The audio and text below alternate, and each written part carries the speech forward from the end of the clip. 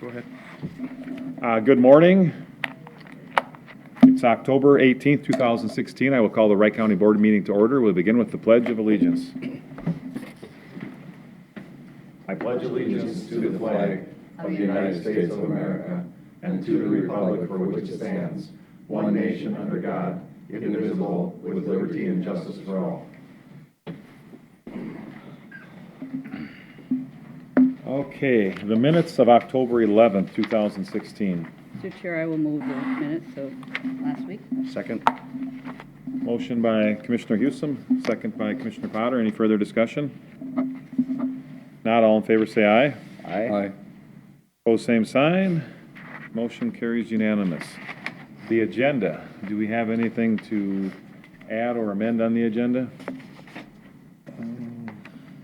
Don't look like it. Mr. Chair, I'm just wondering if maybe you can do it under items for consideration, but I think I'd like to maybe address the culvert down on 31, just a little bit of a talk.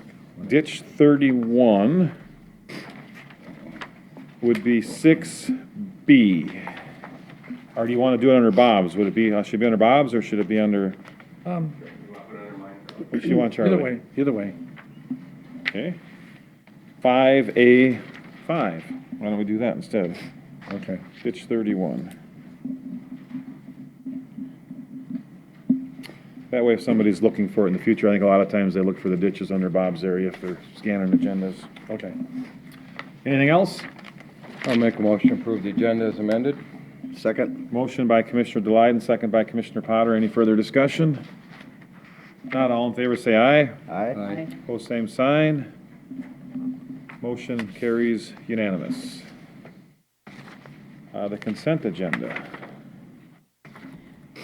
Mr. Chair, I had a question under A1, just clarification of the person. A1, okay. Is there a motion to approve the consent agenda with the exception of A1? So moved. Second. Motion by Commissioner Potter, second by Commissioner Delight. Any further discussion? All in favor say aye. Aye. Opposed, same sign.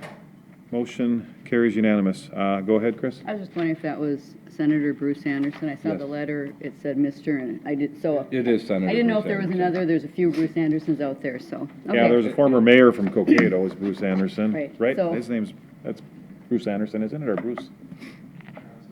Oh, Bruce Johnson, yeah. I'm getting Johnson, there. Anderson, Nelson, you know. Okay. But no, that is a Senator. Okay. Bruce. Not the Alright. former sheriff from Sherburne, though. Right, not Not that one. I figured Yeah, not. Bruce Johnson, thank you. All right. Thank you for the clarification. Do you need a motion to approve? We need a motion. Motion to approve Bruce I'll Anderson. make a motion to approve I'll second reappointment of Bruce Anderson.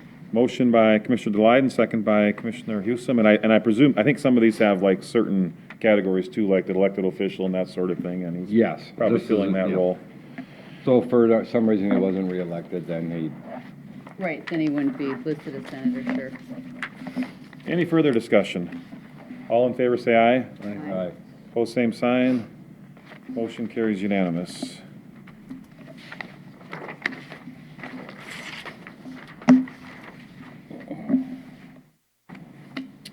Down to time items. Bob Hevola, Auditor Treasurer. Good morning, Bob. Hey, good morning, Board. The first item on the agenda is to approve the September Revenue Expenditure Budget Report. Board, I handed out a summary of the budget for you. And then I can flip on OpenGov right here for you to give you a trend history for us.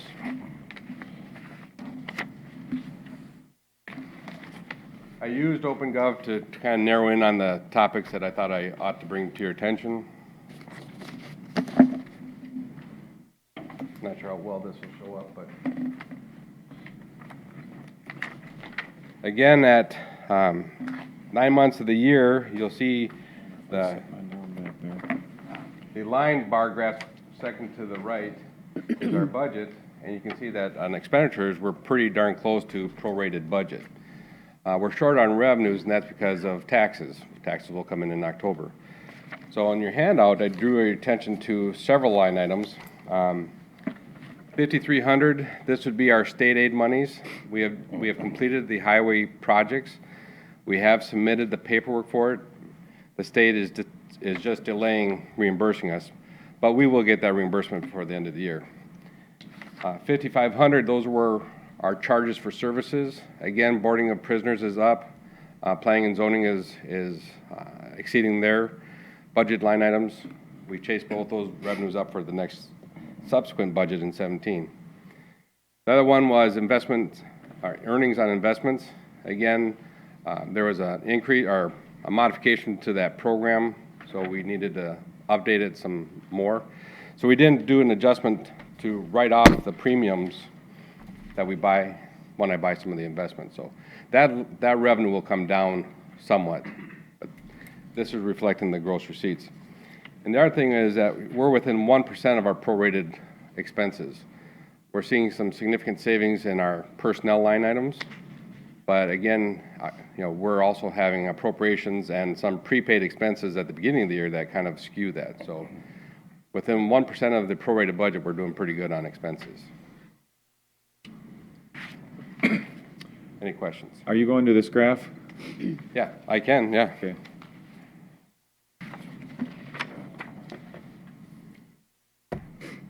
Well, one of the, I guess, Bob, when I look at the actual, the second column and the fourth column, 2015 is about $5 million higher than 2016 for revenues. I kind of thought that was unusual because usually our revenues grow each year. And it seems to be in the state grant category. Now, state grants and something else, it doesn't, I don't know what else that is, if it would be state grants and federal grants or what, but do you know what that $5 million deficit from last year is? Was there a big highway project last year that we don't have this year, or what is that? Commissioner Swatsky, I like the fact that you saw that. That was one of the things that drew my attention to is why are we short on state aid funds? And that's where I drew attention to that fact that we've submitted our reimbursements. It's millions of dollars that we're getting back for our highway contracts, so you're right on. Okay. That's part of our difference there. Okay, so then go to the next page. Okay. And I had noticed on there, again, looking at the second and fourth graph, that our expenditures are higher than they were this year relative to last year, and probably by about, I don't know, maybe again, it might be a number of about $5-6 million or something like that there. And it seems, well, I don't know, it might be more in the yellow, but it could be other categories. Yeah. Is that in part due to the new highway building? Are those expenditures counted in here? No, I'm not. I am not including those in this presentation because they're really not budgeted.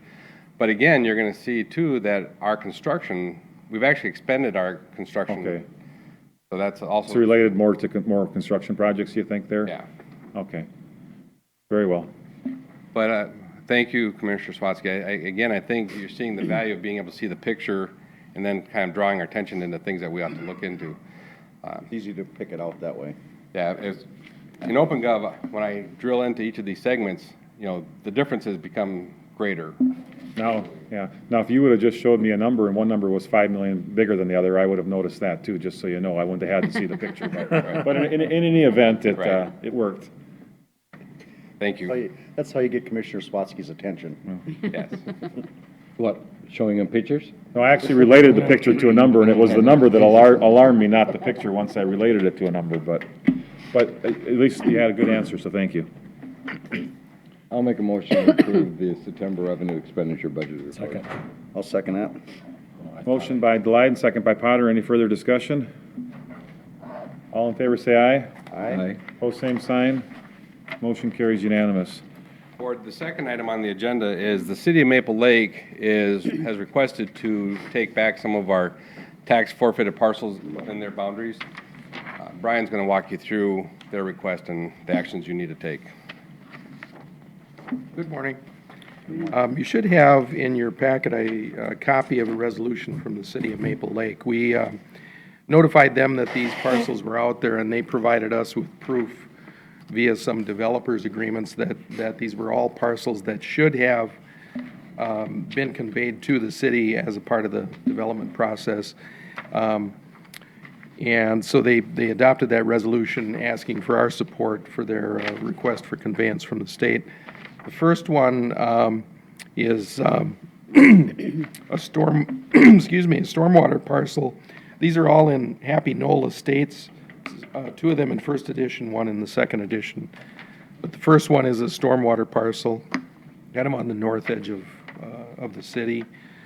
The second one, they indicate there is a lift station, which I think you can see probably in the aerial photo. That big round thing? Yeah. And the last one, I think their description was, let me see here. Like a bowling alley, Well, it says ditch access. long and thin. And I think there's a drainage swale along the back or the north edge of this subdivision. And this is how they access back into there. But nonetheless, these are all parcels that were called out in the development agreement that they had with the developer. And so they're requesting our support in getting these from the state. Do they have to be all three resolutions, or can we do one motion? Or? Can be all done in one. Yeah, It's all there's in the one same here, Charlie, resolution. with all three of them on it. Okay, so. Mr. Chair, I'll make a motion to approve the City of Maple Lakes tax forfeit purchase of these properties. Second. Okay, motion to approve the resolution before us. Any further discussion? Roll call vote, Commissioner Burrell? Aye. Aye. Aye. Aye. Aye. Resolution carries unanimous. Thank you. Where I'll just add to that it shows how effective our no trespassing signs were. Tammy and I went out there and put no trespassing signs on these three parcels, and lo and behold, the city got a hold of us, so anyways, So they were afraid to walk across there, huh? I'm not sure, but one person was doing a very good job of mowing that area. Yeah. I mean, that's not uncommon for a neighboring private property to mow an adjacent public property like that. Board, the next item on the agenda is to set our canvassing board for the general election.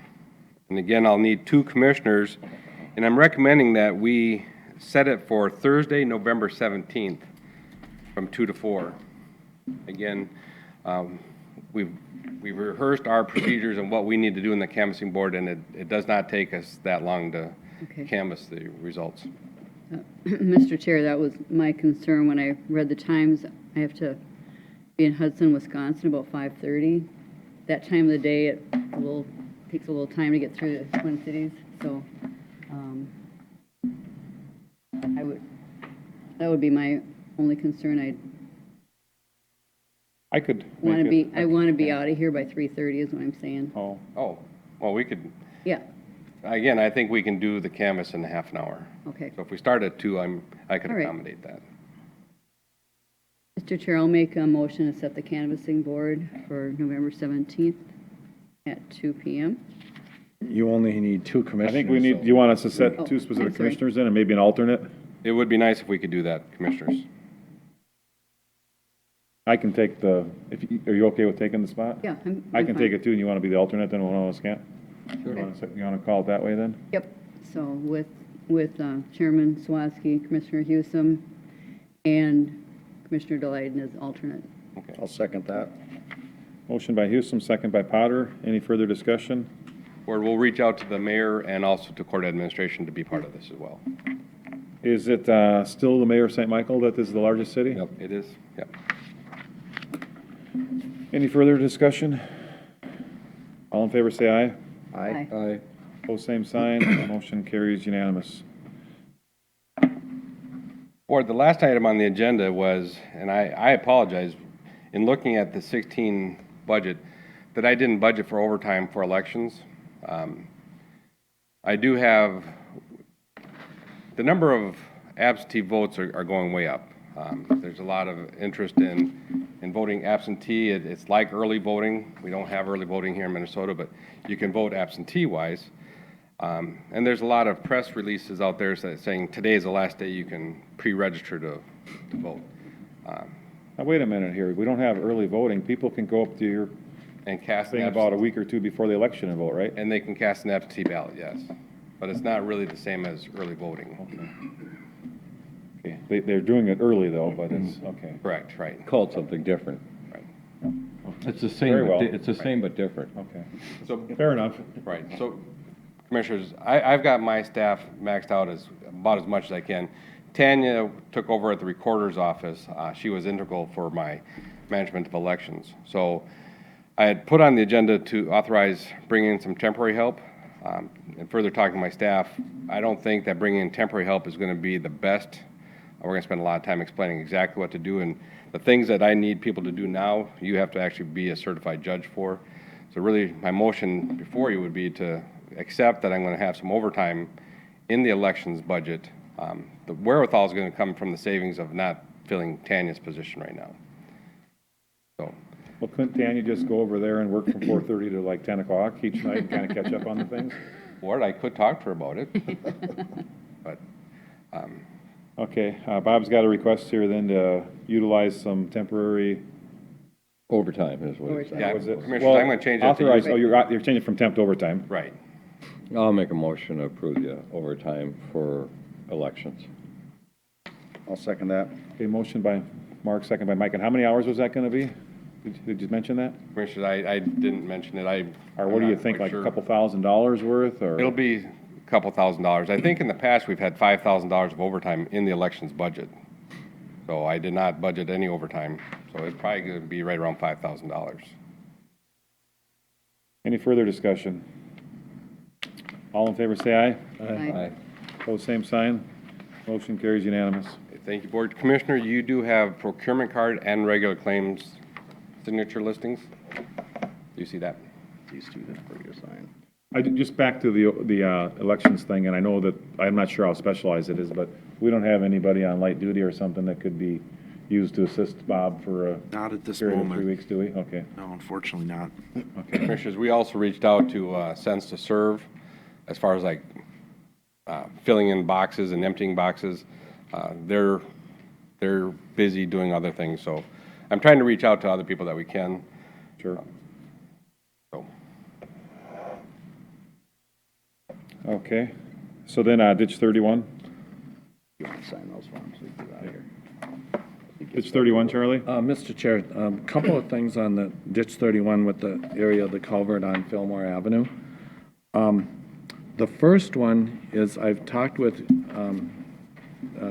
Assistant County Attorney Kreiser, and, you know, it's basically kind of assuring me that we're going to get this okayed, this temporary, what do you call the Weir thing will get approved by the DNR to go ahead and have Mike Young order it, which I did talk to a couple of the commissioners just to let them know that I did go ahead and tell Mike to get that ordered. But then I did do a follow-up call with John Kolb, Attorney. and he He's has from Wright, not really Kentucky. heard back from DNR yet on the approval, so I just want to put that out there that I don't know where.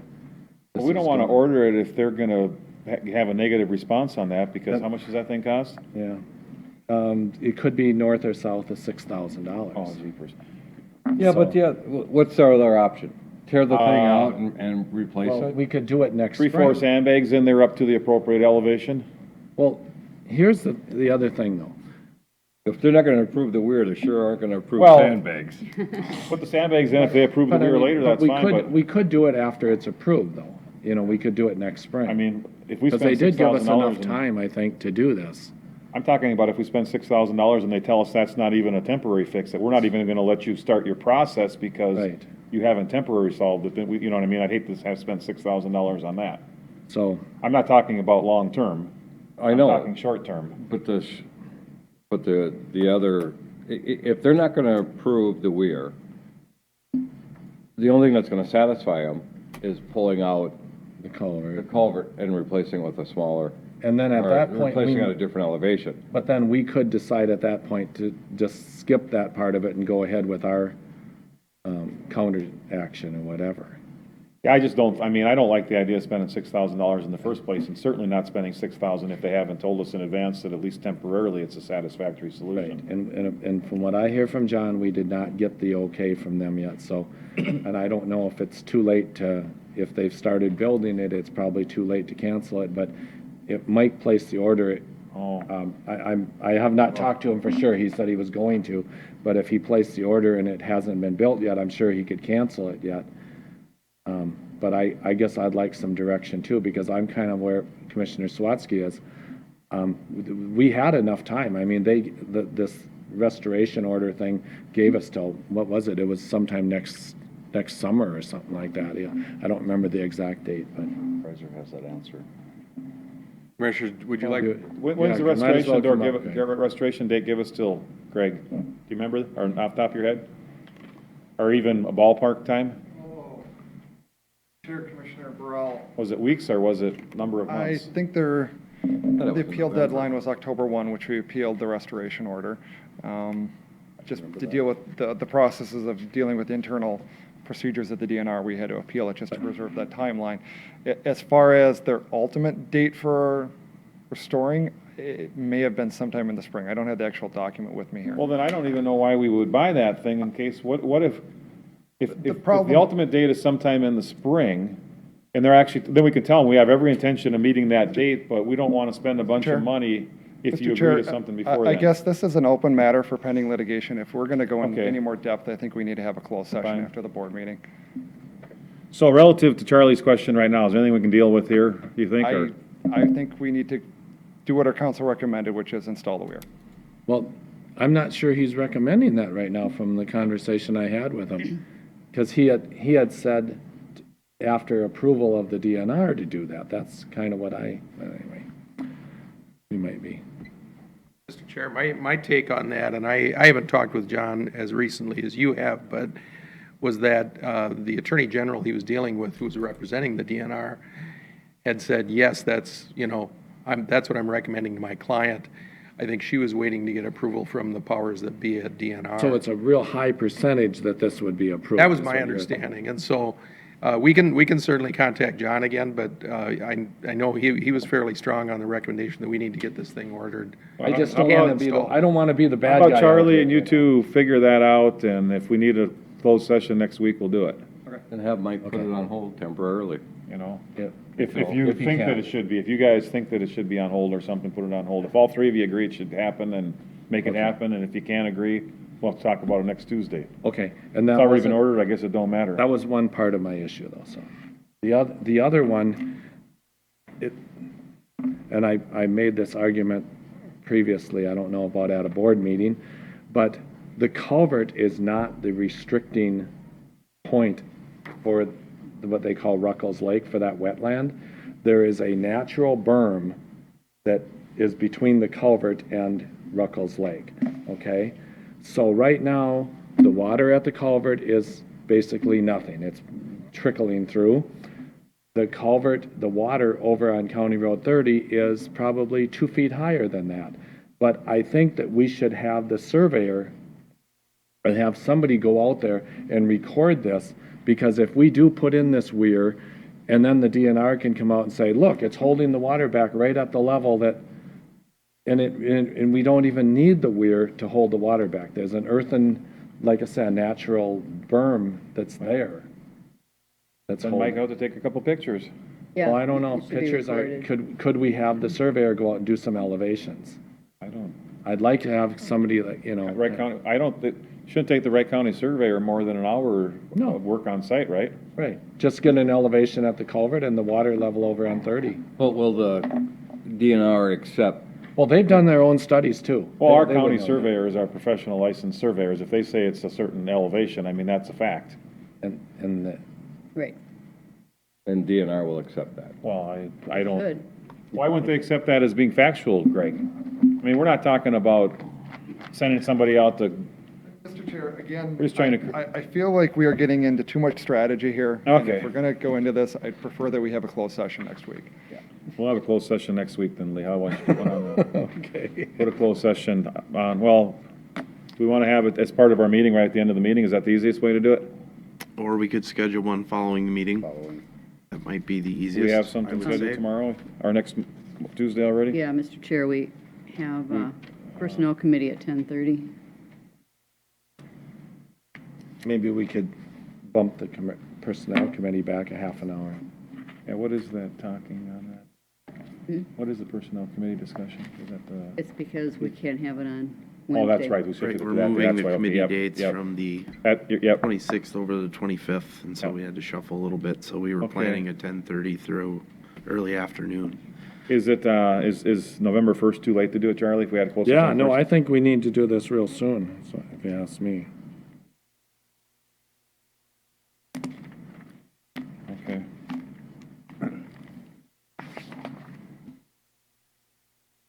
Well, Could we do it on Monday? Before or after Health and Human Services? yeah, how about, We've got 9 to 3:30 union. on the 24th? Don't we, no, I'm sorry. How about- Never mind. How That about was 2:30 on Monday? 30 on the 24th. 3 o'clock, Health and Human Services at 1:30. Yeah, I'm thinking get done in an hour. Okay. And if we're 10 minutes late, it's okay, it's closed session, it's not like there's any guests coming. Besides, well, I don't know if we'd be having that attorney come out, or if we'd just be, would we have the Rinky Noonan attorney come out, or get him on the phone here, what would we do? You know, conference call is an option. We can talk to John beforehand. I don't know what his schedule is. Or, I'm wondering if we shouldn't say 3 o'clock though. well, let's do it at 2:30 and just tell, somebody send a note out to Human Services and tell them we want to be done by 2:30. I think they were planning on having that person come in though about the estate type stuff. So that's gonna bump it back, I know. Okay, 3 o'clock. Okay, 3 o'clock. Commissioners, would you prefer We're to new. have John out here or on No, we conference call? can't. Well, I think only if he's needed, I guess if he talks to Brian and Greg and they kind of know the discussion points, I think certainly having him on the phone would be adequate if even, Is that next Monday? next Monday at 3? Next Monday at 3 o'clock, yeah. Mr. Chair, I'll make a motion to schedule a closed meeting to discuss ditch 31, strategies and issues, 3 PM on the 24th. Second. Okay, motion by Potter, second by Burrell. Any further discussion? All in favor, say aye. Aye. Pose same sign, motion carries unanimous. Thanks, Bob. Thank you, Mr. Chair. Okay, Brian Ostison, Chief Deputy Attorney, good morning. Morning. This item has to do with litigation as well, but we don't need a closed session. I'm just letting you know of a couple of developments. Last Wednesday, we received a notification from our attorney, Scott Anderson, that the state auditor, Rebecca Otto, appealed the district court decision to the Court of Appeals. The deadline was, I want to say into November, but they filed their appeal at this point. In addition to that, within the same day, she filed a petition for what's called accelerated review with the state Supreme Court, basically saying that this is a question that the Minnesota Supreme Court should rule on. The Supreme Court has not made any decision on that yet, and there isn't any real timeline for them to make that decision, but under the circumstances, it may, Scott seems to think that there's a fairly good chance the Supreme Court may hear this. We have the possibility of filing a cross appeal, which we've talked with Becker and amongst ourselves. The cross appeal would be on the one issue that we lost at district court on, which was the district court decided that auditing counties was a core function of the state auditor's office. The only thing that a cross appeal would really do for us is it would allow us to argue that fact over again, or that issue over again at either the Court of Appeals or the Supreme Court. And it has to do with, questions of staffing and funding and things like that for the state auditor's office.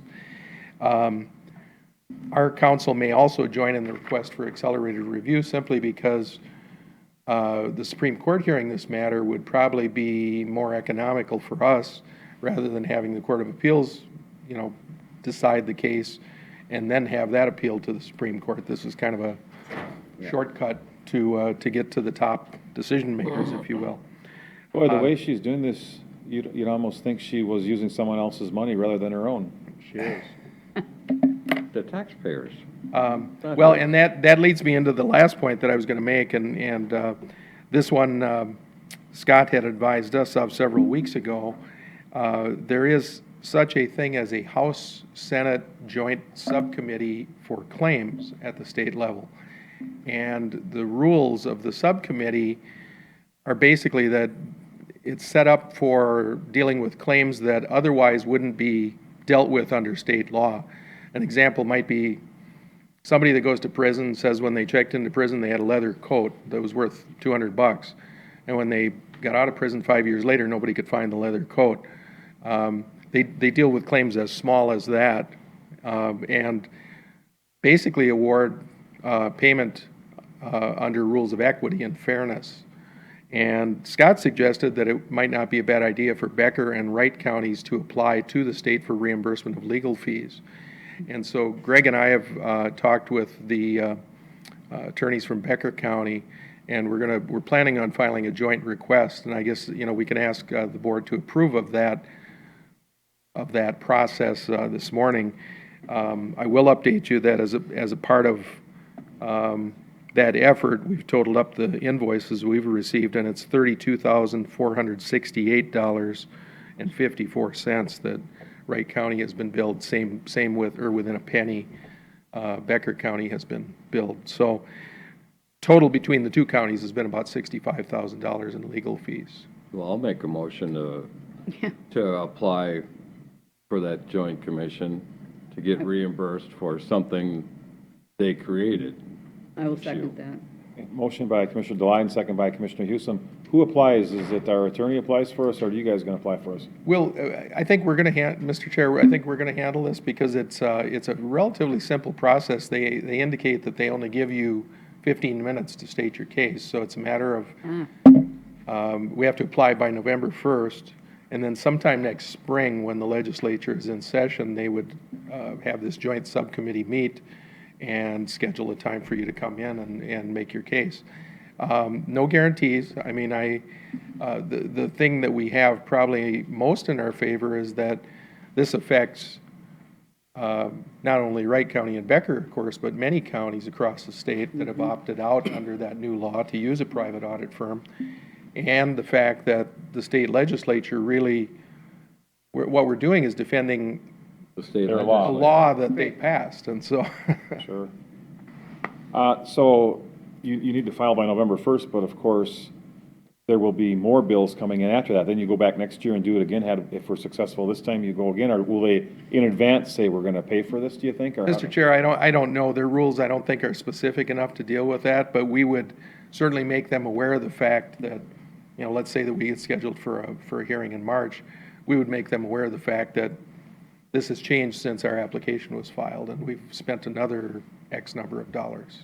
I think it may be more embarrassing yet to Rebecca Otto if people in other parts of the state find out they're not only paying for her losing case, but they're paying for the winning case against her as well.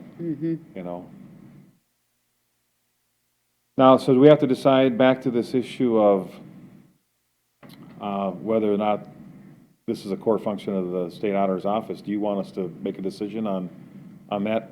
Mr. Chair, we've basically given Scott the go-ahead, and for him, it's for us, and for our council, it's more of a strategic decision. And we felt that was best leaving that to our attorney, which is like a lot of decisions like that get made along the way in litigation. So we may or may not make that argument then? Correct. Okay. Folks okay with that? Everybody's okay with making the argument though, right? Okay, we're all okay with making the argument if he feels it's worthwhile. Get a motion in a second. Yes. Do we need a motion and a second on that, or probably not? We haven't voted. Oh, we already have, everyone's still on the floor, okay. Correct. Any further discussion? Everyone in favor, say aye. Aye. Opposed, same sign. Motion carries unanimous. Thanks, Brian. Thank you. 9:30. Chief Deputy Todd Hoffman, good morning. 9:30, Mr. Chair. Got a public hearing. Is this just a 30-second deal? Hopefully. Okay, we'll take care of this in 30 seconds, and we'll be to our public hearing.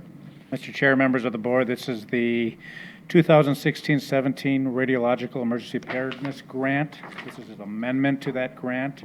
Minnesota Department of Public Safety has added $103,314.78 to this grant, and that's for the fiscal year that'll end in June 30th, 2017. I'll make a motion to approve the grant. Yes, I second that. Motion by Commissioner Deline, second by Commissioner Houston. Any further discussion? All in favor, say aye. Aye. Opposed, same sign. Motion carries unanimous. Thank you. It's just after 9:30 a.m. We will have a public hearing on proposed assessments for 4 properties. Thank you, Mr. Chair. We do have 4 proposed resolutions that I submitted to the agenda. I'm going to go through them. I don't have the agenda here, so I can't say if it's in order or not, but I guess the order that I have them in front of me.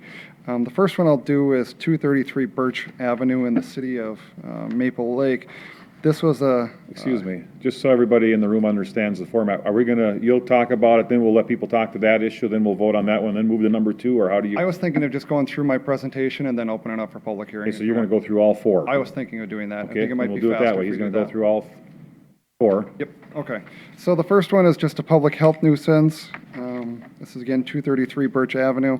The final cost of the abatement of this public health nuisance came to $5,790.56. All notices have been mailed to all property owners. Second one, So this again, was in the city of Maple Lake. that was Maple Lake. Second one I have in front of me is City of Montrose. This is also a public health nuisance abatement. This is at 400 Center Avenue South. This involved the removal of a mobile home trailer and all the contents therein.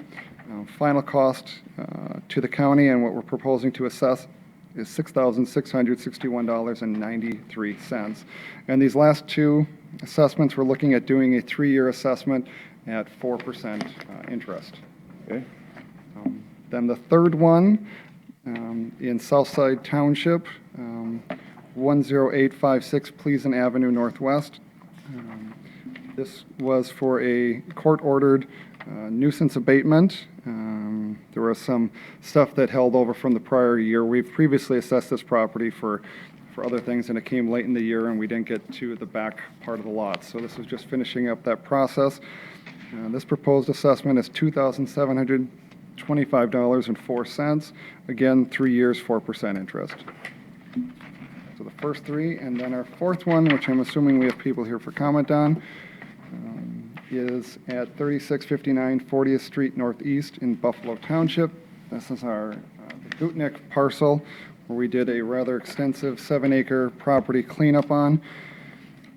Proposed final assessment after all costs of sale comes to $65,895.80.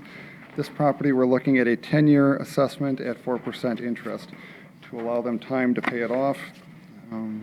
All the invoices have been included in the board. I did get a faxed, actually 2 different faxes came in from a Claudia Ernst, and I can maybe try to address the questions here if the board would like as I go through this. She asked, it's number 1, I'm going to put it up here for everybody if you want. I don't think it got into the board agenda yet. Go on the.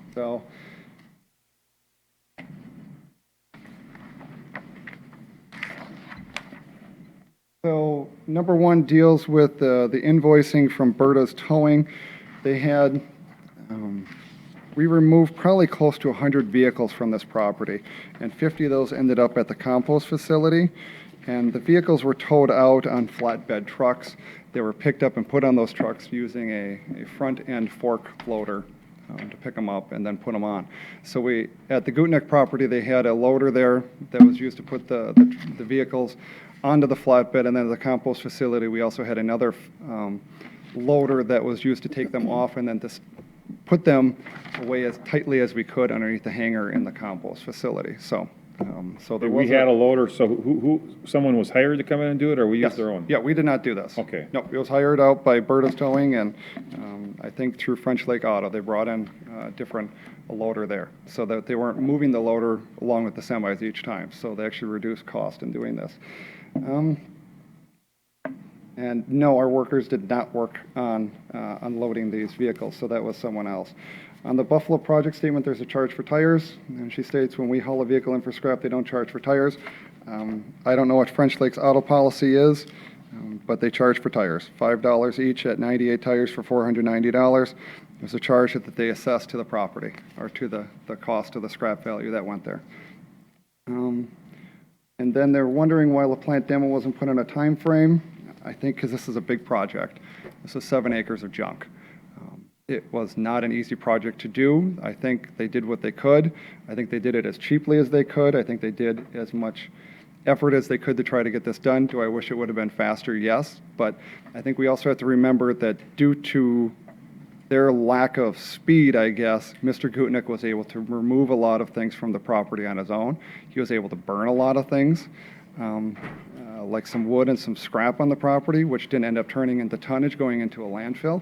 He also when we were there, before we started the cleanup, we created kind of a safe zone where LaPlante wouldn't touch anything. And Mr. Gutnick was allowed to take things from the property over to this kind of safe area, kind of tucked behind one of the pole barns. So I think the delay, yeah, it took a while, but it also was to his benefit.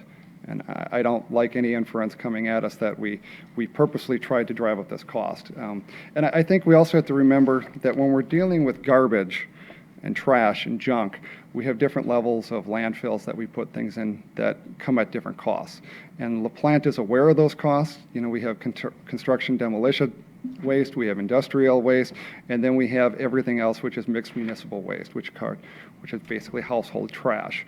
And if LaPlante did it wrong, the trash would end up, the entire bin, whatever is in the dumpster, however many tons are in it, turns into MSW if it isn't done properly. So they had to sort things properly to try to get it to go as cheaply as they could to the proper landfill.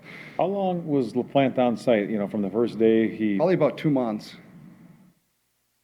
and just for, was there like 3 people out there working in general? Do you have any Could be idea on that? 1 to 2 at a time. There 1 were to 2 at a times time. there were days when there was no one out there because they had other jobs that they had to go Okay, to. so from and the they time he said- started to the time he ended, it took about 2 months, and Oh. on any given day, there was like 1 or 2 people out there doing That stuff? could be 0 Okay. to 2 people probably per day. Okay. And number 4, there's only a record of 1 vehicle sold at auction. That's because Mr. Dan Gutnick agreed that the other vehicles would go straight over to French Lake Auto. We have not gotten any credit on that. I assume Dan got the credit for all that scrap. That was a personal arrangement between Dan and French Lake Auto that he did to try to get more money, because if this went to sale, frankly, these vehicles wouldn't sell for as much as scrap value. And I think scrap dealers were looking to come in there and underbid these things for what they could turn around and scrap them for. We did auction off 1 though? We auctioned off 1, and Mr. Gutnick bought it back and hauled it back to his property. And that money went against this? Yes, it's listed on the assessment, on the abatement list as a credit. Credit from sale, $150. I think that's what he bought back right there. Well, there's 2 sales, credit from someone sale, else credit from brought- second sale. The other 2 items? The second sale are the proceeds that we just did on, I think it was October 6th, where we sold 6 larger vehicles. I think it was 5 buses and, no, it wasn't, it was 4 buses, a cube truck, and then a large flatbed truck. So that proceed, again, Dan bought 5 of the vehicles back. One of them sold to a third party. Total proceeds was $344. Okay.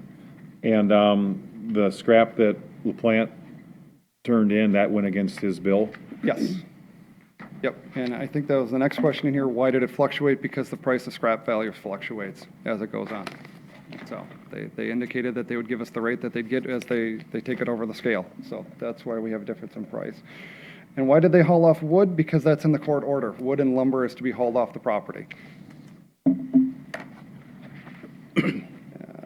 They indicated in number 7, why did they haul off cattle water tanks, tin and wood? Probably because it looked like garbage, and the only thing the order said that we did not have to haul off was farm implement, and no farm implements were removed during this process.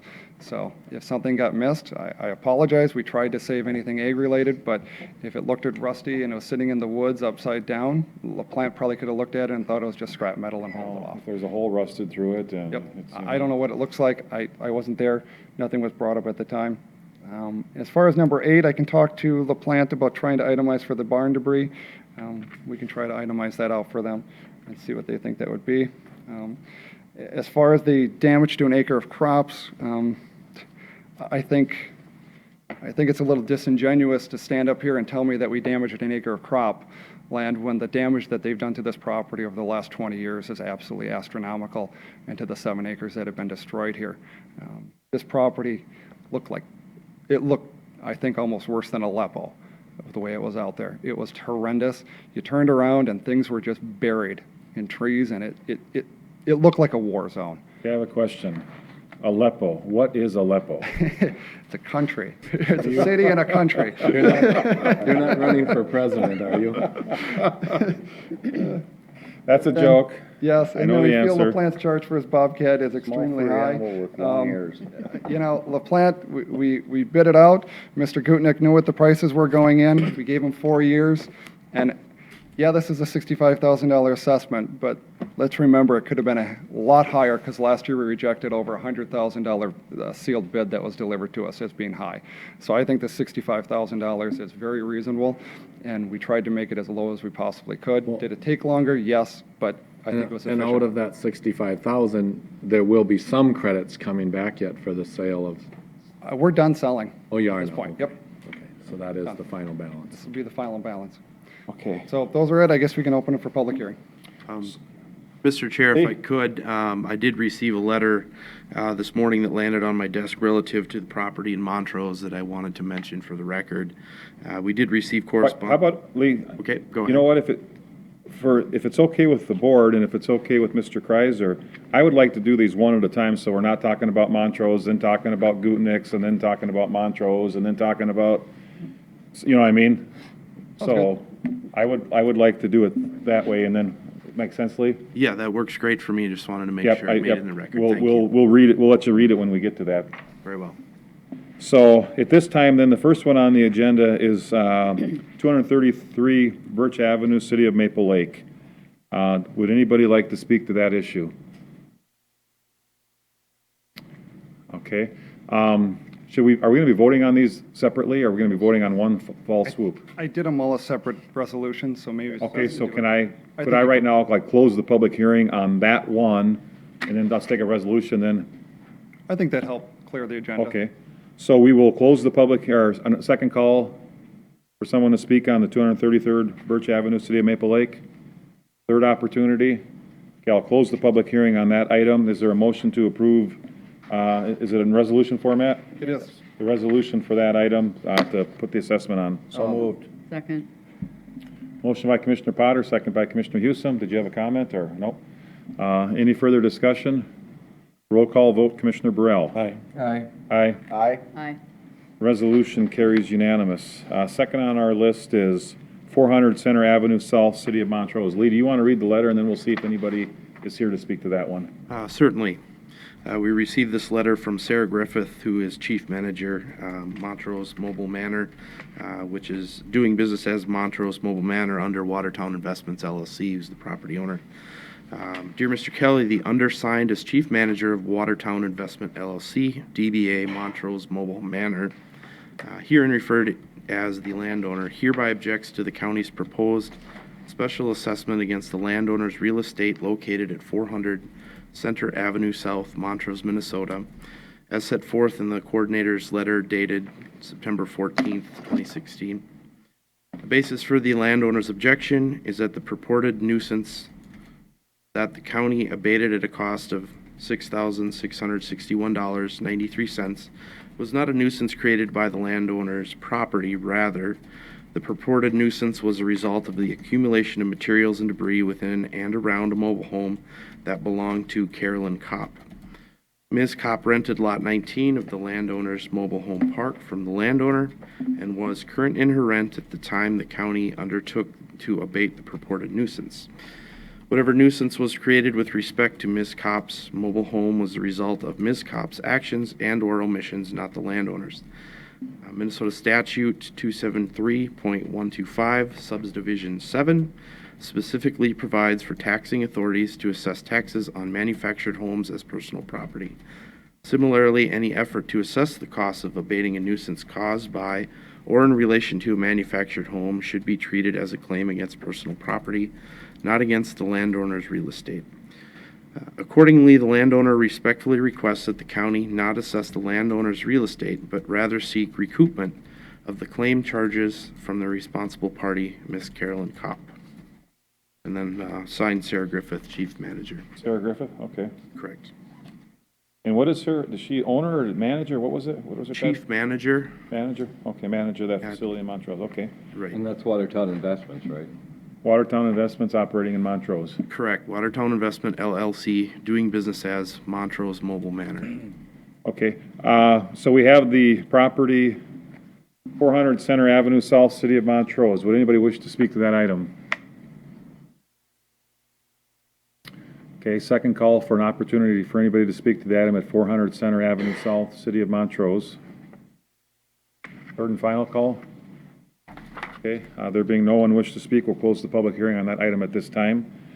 Greg, it would seem as though as property owner, they in fact are responsible. Do you have any comments relative to them suggesting that this should be on the personal property owner as opposed to them? I guess Mr. Chair, my only comment would be is that the property as a whole was benefited by doing this, and that because we abated this, they can now can sell it probably and rent it out for more value, and I think it improves the overall condition of the property. This was a pretty bad public health nuisance out there, and I think everyone has benefited by this, and the property and the park as a whole was extremely benefited, probably more so than what we're assessing here. The other thing, Mr. Chair, that I want to point out, the landowner there, the owner of that mobile home court, has a responsibility, and in their rules and stuff, they were not enforcing their own rules because they should not have been allowed to create a hazard, and so they allowed it to happen. There was nobody living in the house, they were aware of that, but they just kept getting the money, so they did nothing about it, so. Well, yeah, it's not uncommon for there to be rental arrangements with real property, and if we could not assess it to the real property, I mean, this would go on and on all over the place where you would rent something to somebody, the place would be a mess, and if somebody could just say, well, you have to assess them, not me, we'd never get anywhere. And they could go after Ms. Cobb, whatever. Yes, they can. Yeah, exactly right, they can. That would be my point, Mr. Chair. That would be their responsibility to try to collect the money from. Exactly, based on the rental agreement they had. Yes. That should have indicated that she had to keep the property in good repair. Yeah. And she didn't live up to that, and they didn't hold her accountable. And that's where their responsibility is. So, any further discussion relative to this issue? Nothing further from me. Is there action to be taken on this? I'll make a motion to approve assessments on 400 Center Avenue South, Lot 19. Motion by Commissioner Deline to approve the resolution. Is there a second? I'll second it. Second by Commissioner Burrell. Any further discussion? If not, all in favor say aye. Commissioner Burrell? Or wait, roll call vote. Commissioner Burrell? Aye. Aye. Aye. Aye. Aye. Resolution carries unanimous. The next property is 3659 40th Street Northeast, Buffalo Township. Would someone like to speak to this issue?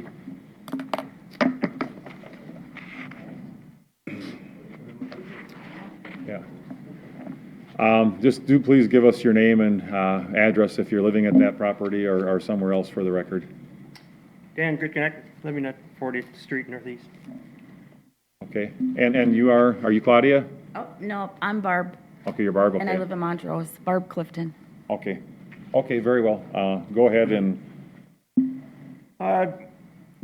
I was just wondering if there could be a further breakdown of LaPlante's deal, because like on 726, they had two guys out there, but one guy got sick, and he went in his truck and sat in the air conditioning for all afternoon. So if they're billing me for a guy sitting in his truck, being on site, and then the following day on 727, they had one guy in the skid, and then he worked till 1 o'clock and it started to rain. He sat in the truck, waited out for a while, and then figured he couldn't work and took off. So, I mean, I have logs from different days of when they weren't working. And so I was inquiring about their charge for a Bobcat. Is that per man or just the Bobcat? Because like French Lake had a guy and a loader for $150 an hour. And they just have it broken down for like duplicate, their man hours and stuff. Twice they came out and got stuck. Once I had to get my big four-wheeler tractor to get them out. So are they billing me for time they come out and spend hours spinning their wheels, and then finally I pull them out?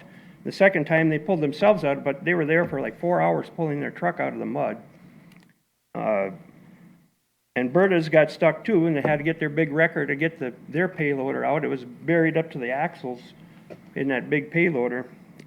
Sat there for hours, and then, so I'm just inquiring whether I'm getting billed for hours that they get stuck and have to extradite their own equipment. And then there was some damage to some stuff. A tractor, they bent the fender on, backing into it. I had a camper on a trailer. They took the trailer, left the camper, but they bunged it up. And then the second time when they came to get the buses, then they backed into it again. So that camper's useless now. It's not a lot of money, but I mean, it was a good camper. And Do you have then, insurance on the camper? no, Okay, otherwise I was gonna say, I don't know how that would work if you, okay. Much like getting into a car, if you got in a car accident with somebody, I don't know how that would pan out. What was the insurance? but it was a slip-in camper that, not everybody leaves them on their truck, I had it on a Understand. trailer, and so it was, but they took the trailer, and then I was told that the cars hauled to the compost facility would be in a fenced-in area and safe, but somebody spent hours rummaging through all of them, and I had a toolbox that was stolen with tools, and they just kept on, they rummaged through all, because I was using those cars as storage. I didn't have enough storage, so there was stuff in those cars, and I was supposed to be able to get my stuff, but by the time I got there, the stuff was all just rummaged through, and it wasn't just like a quick grab. I mean, somebody spent hours there. That was very unsafe. Dan, did they give you, did we tell you in advance that we were gonna come and take the cars? Yeah. So you knew the cars I were gonna mean, be? I didn't know that you were coming out until I read it in the paper. Like a stipulation stating you had until June 1st. Okay, We were coming June 1st. okay. So I And I mean, think they picked and choose which cars and vehicles to take. It wasn't like he had notice to say, we're taking that, empty it out. I think they just came and Well, took. like this one truck that had my tools in, I had taken the battery out to put in another vehicle. It was a running vehicle, but I just took the battery out. But since I didn't have a battery in, Greg wouldn't let me go and switch the battery. I said, a battery's like a tire. I can put a battery in there and start that vehicle, but they took that vehicle anyway. yeah, I understand what you're saying, but can you imagine if someone went out there to get those vehicles? And with every vehicle, they had to think to themselves, geez, would he want this battery in here? Is there this old toolbox back there? You know what I mean? Is there some key I need to look in the trunk to find out if there's some piece of, how could anybody even do that if they literally had to somehow scan every single vehicle under the hood, in the glove compartment, in the trunk? I mean, they don't have keys. I mean, how would anybody even do that, Dan? I I'm mean, not complaining about it. but you have to accept a certain responsibility that because you didn't take care of it by June 1st, you ultimately put yourself in a position where if a toolbox did get hauled out to the compost plant and somebody crawled the fence in the middle of the night and went in there and pulled it out of there, I don't know what to tell you. I mean, I think it's unfortunate, but, Yeah, it didn't happen at night. Like I said, well, but yeah, so okay, go ahead. that was some of my concerns. But yeah, like I said, and Berta's, the first time they were out and got rained out, they had 5 trucks stuck, and I mean, they spent hours unsticking their own trucks. So I mean, it's clay, it rains. And I've Well, I pictures suspect of you ruts. paid for that time because I'm guessing they probably charged by the hour. I don't know. If they got stuck, and it took them more time, And I have pictures of the tractor that they racked the fender. I have pictures of the ruts that they made into the yard. I also have, okay, we rent out the crops to 2 different people.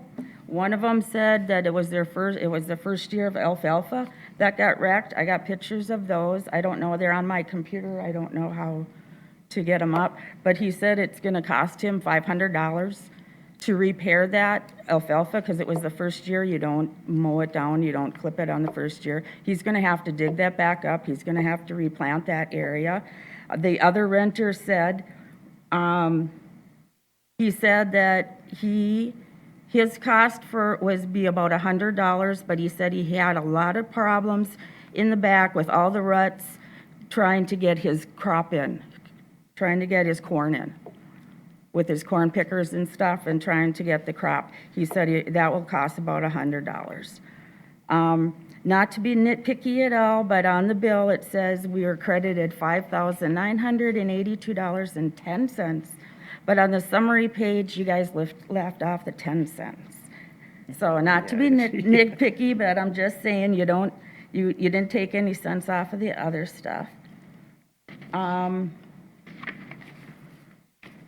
The other thing was, like Danny said, when I went out there, their Bobcat was broke down. They blew a hydraulic hose, and I wanted to know now, do we pay for them repairing their own equipment out on our land? Are they billing us the hours of sitting there while another guy went in to go get the parts, and then they drove back out to the farm again? Are we get billed for that? We wanted to see the logbook also.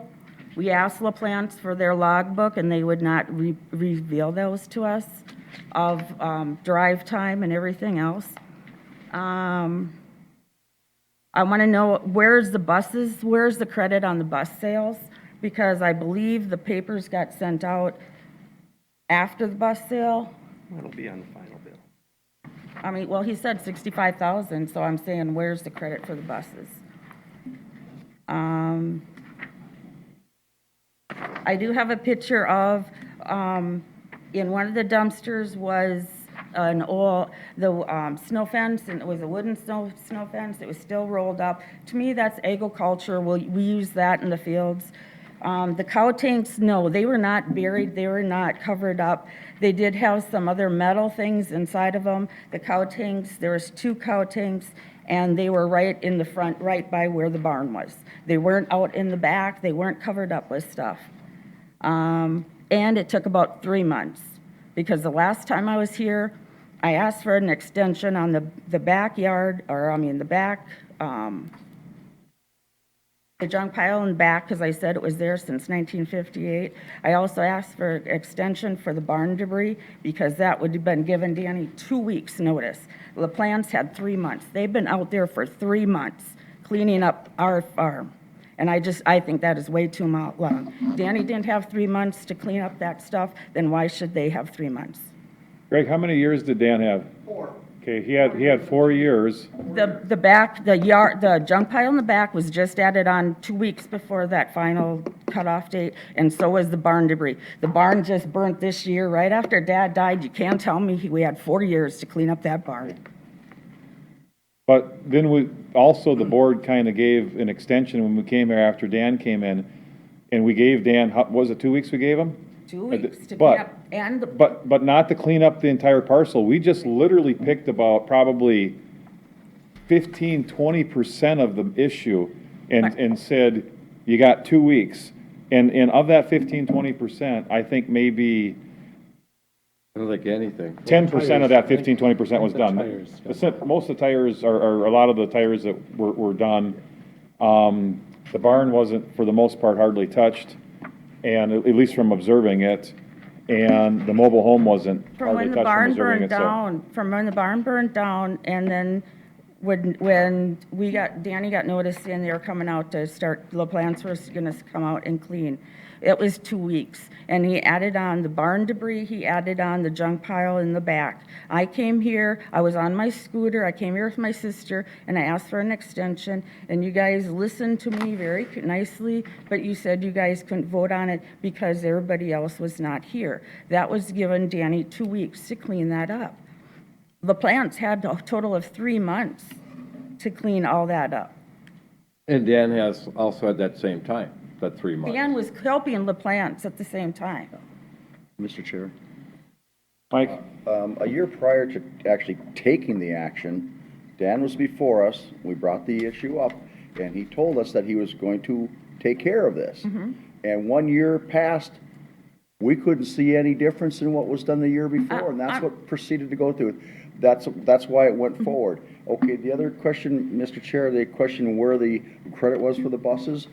In Berta's towing thing, they show a credit memo for the $5,000 some, and it's on their bill, taking that off of what their final bill was. Their final bill was over $25,000, and they're submitted, and the credits in it was $20,000. So it is in here where the credits where the bus are. Okay, how much was that, the The credit? credit was $5,982. And the bus sale was in there? No, that's the. Whatever the scrap credit from French Lake, whatever was all involved in the French Lake scrap Okay, credit. but the bus sale was just like 2 weeks ago. It's on the resolution. Is that the $44 credit. How much? $344. Okay, that's the Okay, then latest where one. is the money for the other buses? Yeah, they went to French Lake. No, because I know Danny bought, you said you paid more money. Yeah, well, I bought all of them back, Mis- yeah. Mr. Chair, Commissioner Hewsome. But I'm Just I'm Commissioner sorry. Hewsome. I was, Don't worry, I'll So- give you the final bill. Mr. Gutnick, did you get your money from French Lake? Not yet, no. Okay. I'm not arguing about Danny and his But cars I and just, cleanup. I'm gonna go back to you in just a second, but I do want to follow up on Chris's question. You haven't got it yet, but it's in the works. I mean, they do owe you money, and as far as you know, you're gonna get it? Yeah, I still have to go to French Lake and settle up with them for the cars that were at the compost. Okay, Yeah. just, so that's gonna not come through us, but you are gonna get it, okay? Hopefully, I gotta go out there and settle up with Yeah. them. So the compost plant, everything's gone from the compost plant Yes. now? I don't, you don't have to tell us, but how much is that gonna be? I don't know. You don't even know? It was, they gave me a price of so much an hour and so much an hour for trucking and so much a ton that they were gonna pay me, and Okay, so it'll be pretty close to a wash, I think, but I don't know, Okay. because, yeah, it was so much an hour and only $50 a ton to 55 or something that they were gonna give me credit, and so it'll probably be pretty close to a wash. okay. Barb, no, I'm sorry, you can go ahead now. But I know, I'm not disputing the fact of Danny and his cars. I'm disputing the fact of that, when I was here before, I just want an extension to help clean up the barn debris and to the back junk pile that's been on there forever. I just asked for an extension on that, and I couldn't get one. And I'm just wondering why LaPlante? So that equaled for our family 2 weeks' notice to clean up that stuff, along with the deadline of getting the buses and everything else taken care of. But when LaPlante's had the total of whole 3 months, we weren't given 3 months to clean up the barn debris or to the junk pile in back. We weren't given 3 months. LaPlante's was given 3 months. Hey, when we gave Dan 2 weeks on that day in this boardroom, you weren't here, but he sat right where he's standing right now, and he told us he would have that work done in 2 weeks. That what we told him, what we asked him, if he could do that in 2 weeks, he told us he could, and he walked out the door, and not 10% of it, probably not 5% of it was done. So the board was trying to find a way out of this. We didn't want to do this. Nobody here wanted to do it. I think we all feel badly that it came to it, but we gave every opportunity to let it happen, and unfortunately it didn't. Charlie? I just wanted to say, when this first came to me, or came to the board here, I know that was a $116,000 bill, and I talked with George Carls, and George said he could do this and get these cars out of there. When, you might even make a few dollars, like, it depends on the price of metal. And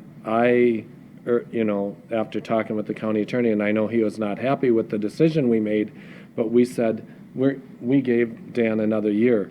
And honestly, if we would have seen progress, Right. I think this board would have, if, let's say half of it was gone in that year, and you had George or French Lake or somebody come out and get the cars, I think the board would be willing to be working, but it was like nothing happened. I shouldn't say nothing, but next to nothing happened. And then, so it just kind of tied our hands. And I agree with Commissioner Swatsky, because I think you're both good people, and I but it's just hard. We have to kind of follow. I mean, we have a court order sitting there too that we're kind of tasked with enforcing, and Right. it just makes it really difficult, so. Right. And the other thing is, if I called around and rented a Bobcat for a day, it would be a lot cheaper than what LaPlante's were charging. So we're just concerned that we don't want to be taken advantage of. And like I said, they were out there, it wasn't 2 months, it was 3 months.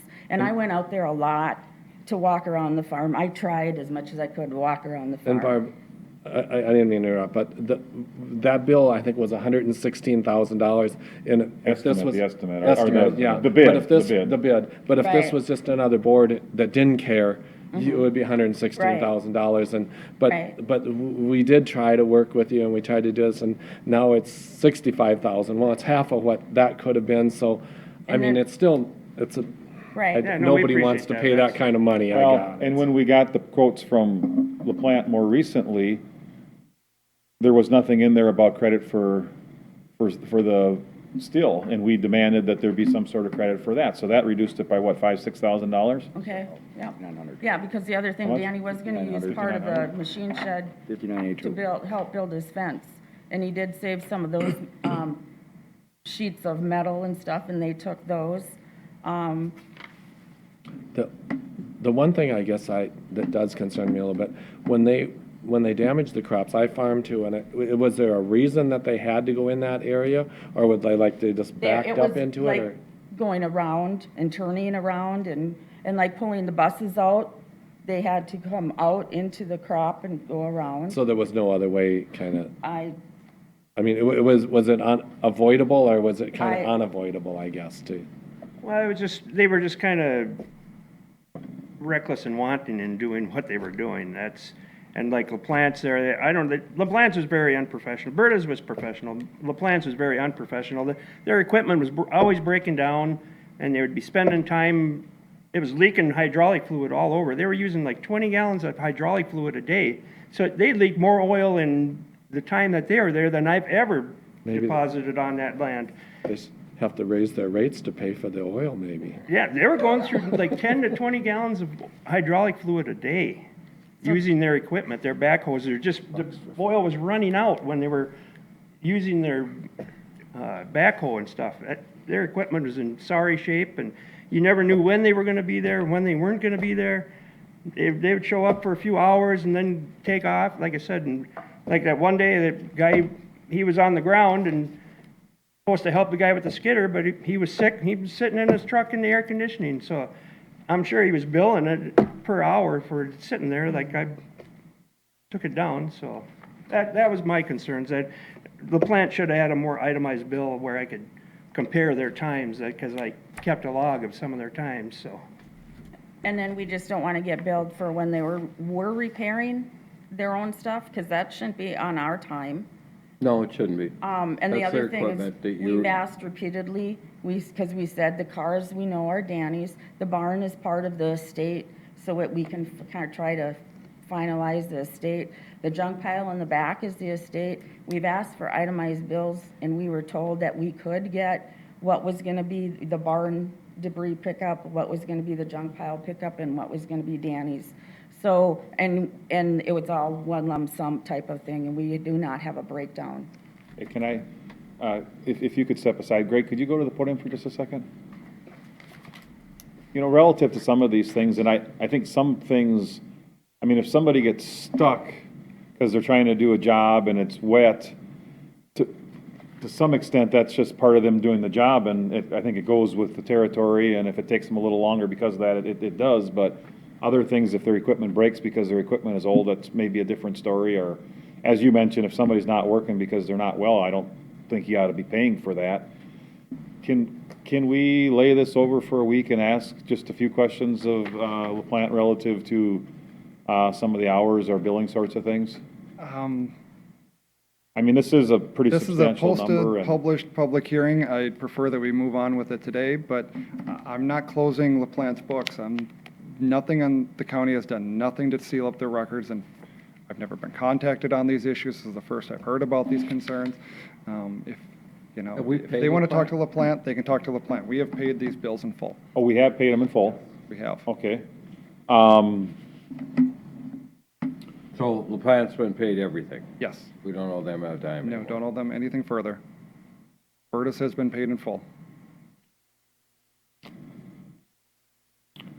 So if LaPlante wants to do business with the county again, if we request a breakdown, I would hope they would provide it for I us. believe they would. Yeah, Mr. Chair, I think that's a reasonable request. I mean, particularly if the estate is involved, Dan's, it's separate things, so for the family to be able to resolve the numbers and, who needs to pay for what, I think that's a reasonable request for LaPlante to provide that.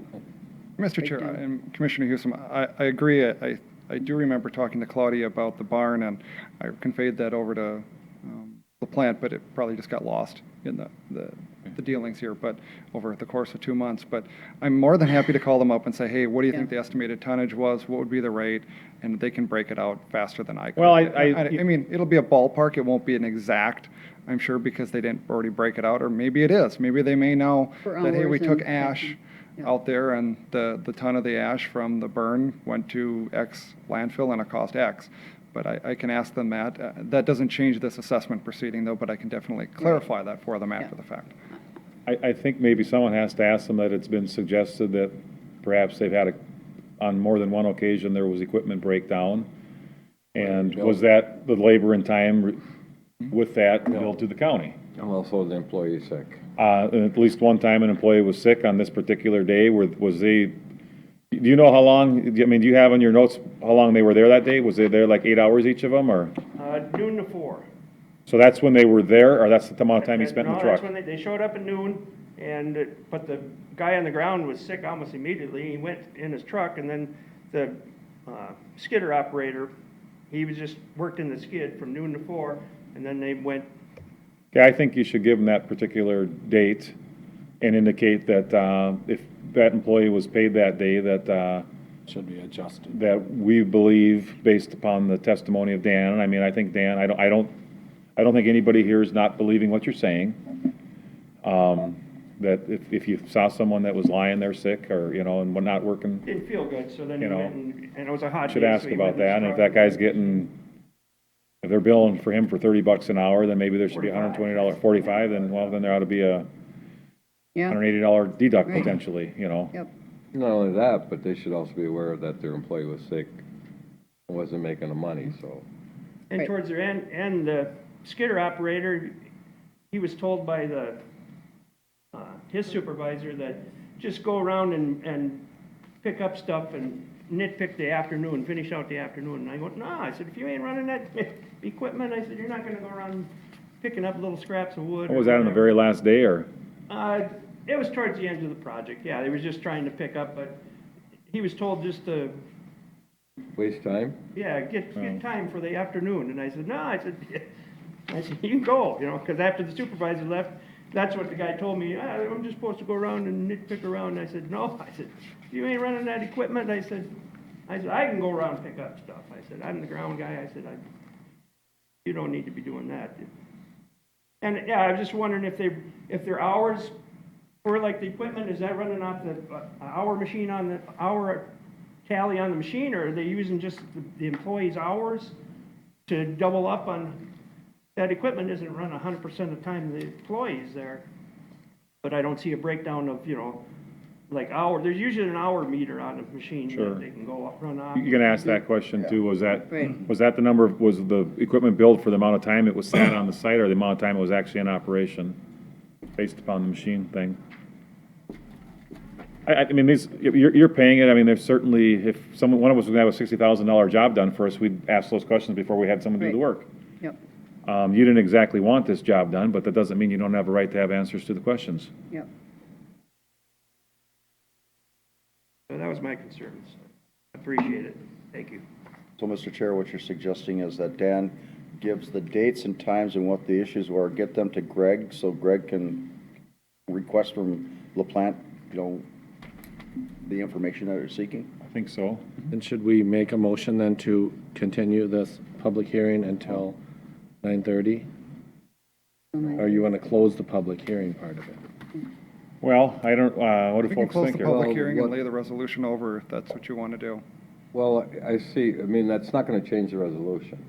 That's gonna stand, he's, Right. Well, you know, but if the number changed by $500 or something like that, it would.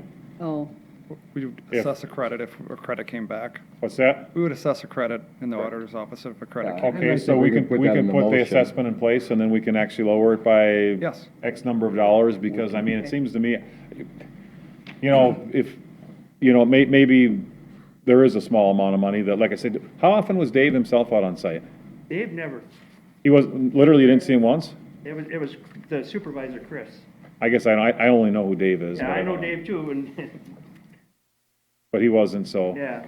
And whenever I tried calling and asking for Dave, they told me Dave cannot talk to me, I needed to talk to Chris. And Okay. Chris is never in the office. Who's Chris? What's his last name? Is it a Chris? plant also? I Sure. think he's one of their supervisors. I don't think he's related to Okay. Mr. LaPlante. Okay, yeah, I don't know, I mean, my experience with Dave LaPlante historically has been good, you know, but, I'm sure if Dave knew what was going on, it would be totally different. Yes, Okay. yes. I agree with that assessment too. okay, so we could approve this and reduce some later, or is there any reason we can't lay it over for one week? You can do whatever you want, Mr. Chair. You can is there approve it. is there an issue with, timing or anything? having to republicize it or anything, or timing regarding the taxes assessments? I can't speak to the taxes issue. I guess this is a published meeting. I prefer that we do it in one package, and if there has to be a credit, we take action later to make a credit. Well, I'll make a motion. Well, the public hearing is still open, right? Yeah, Dan or Barb, do you have anything else you want to say today? No, thank you. Okay, thanks. But did you want me to try and get the pictures to you? Well, guys? do you, Okay. you have pictures, where are they, are you? They're on my computer. That's your computer right there? Yeah, it Well, is. you can come up here and just show them to us. There's Okay. two ways. You could plug it into that Can thing. you? Does anybody, you know how to plug it in, Bob? And plug it into that thing. Let's, as long as it's not gonna be too difficult, let's do it that way. If that creates a challenge because of, for some reason, then we'll just do it the old-fashioned way and pass it down the line here. And that way the public will have a chance. to see it, Yeah, too. Or they're on ideally, my we'll do it up there phone, so the too, public can see so. it. Start it up. No, that works great. Okay, so this is Berta Trucking. And I don't know, you might not want to see all my pictures. You acknowledged Alberta was very professional in how they worked with you. They- Yeah, well, I mean, it's a low area, it's clayish, you know. I mean, this year we could have, if they waited for it to dry out, we couldn't have done it the whole year. Yeah, Right, yeah, would not have know. done and this. that's one of the buses. That's the one of the trucks that they held out. Like I said, I mean, they had them all lined up. Danny said they were very professional, they were.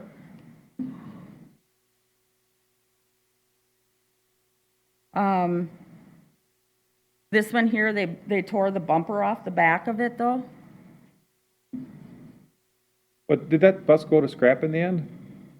It will, yeah, I have to empty it yet to Curtis. I worked the deal out with him. I bought the buses back, but I can empty them and he'll keep the buses, so. Okay, this is Hey, where are the part, buses at? Berta's towing in Monticello. Okay, so you own them, but they're not at your property. Right, Where is Berta's Towing in Monticello? What's the address? 90th Street, Shoeliners. Okay, so Shoelanders out there by the pits. out by Shoeliners Gravel Pit, so they're out there. didn't you say, Danny, they knocked a mirror off too, or they broke Well, or I mean, something? yeah, they damage the buses, but I mean, that's all irrelevant. Yeah, that makes no difference if they're keeping them and they're scrapping them, so. Okay, I don't reason about it back is to get my contents out. So are you gonna get your contacts out and then buses are gonna be gone then from there? Because, I wouldn't wait too long. you know, we don't wanna have to go through this all over again in Monticello Township. okay, so and here's part of the alfalfa field. That you can see the, that they drove through.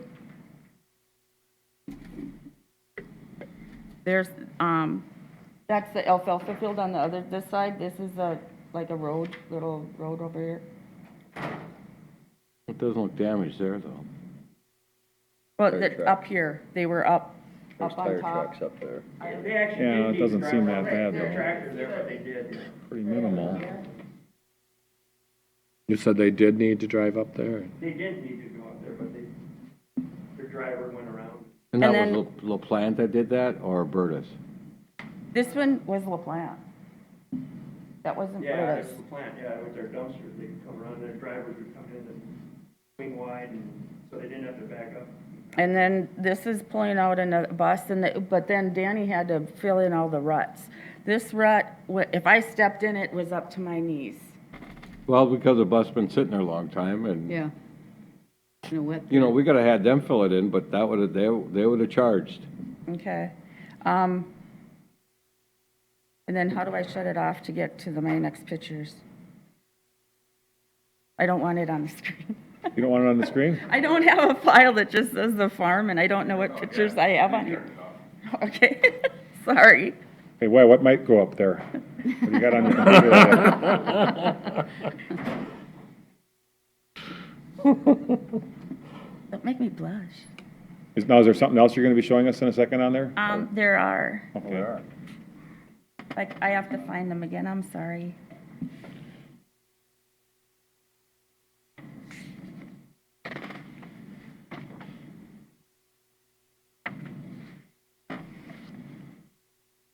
Because I put them in I've tried to put them in a folder. I'm not very computer oriented, and I tried to put them in a folder that marked farm, and I don't know where that folder went.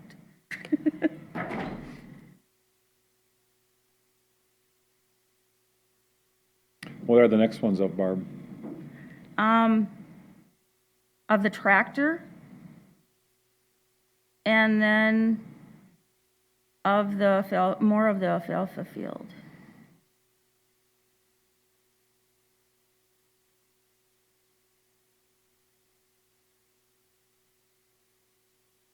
Well, in the interest of time, we maybe need to keep I- moving along here Yeah, I because. don't know. I can try and find those. Well, I would talk with Okay, LaPlante, and maybe they'll come up with a reasonable Okay. adjustment for that. thank you. So Greg, do you have the talking points for the plan as far as what you pretty much, I don't know. Mr. Chair, what are my notes here? What I have is July 26th charge for sick employee, charge for broken skid loader, and then the third one, how are hours for the skid loader calculated? And if Dan has other questions, can call me, go meet with Dave, LaPlante, Chris. And then also the breakdown, Their too. books are open. I'm not closing their books. It's not me doing anything, or the county. And also the breakdown of, Well, you had one breakdown on there, at least was there, or? no, he didn't, he Oh, just didn't had, he just for employee and the Oh. usage, not for the breakdown of the, Mechanical breakdown. no, I'm talking about the breakdown of the farm, the barn. and- Yeah, the barn. Oh, The He means So the that they can itemized. separate it. itemization, It's like okay. itemization, okay.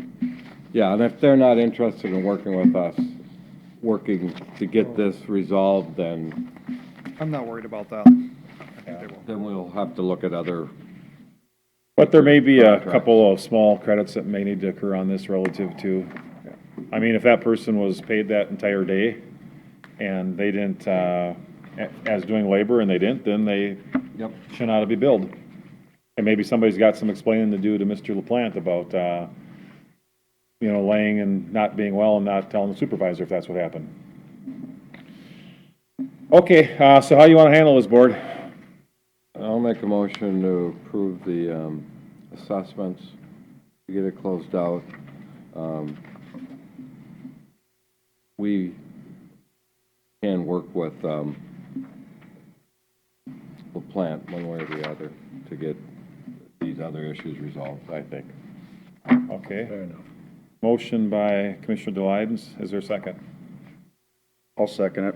Second by Commissioner Potter. Are you familiar with the terms then, that there's a 10-year process?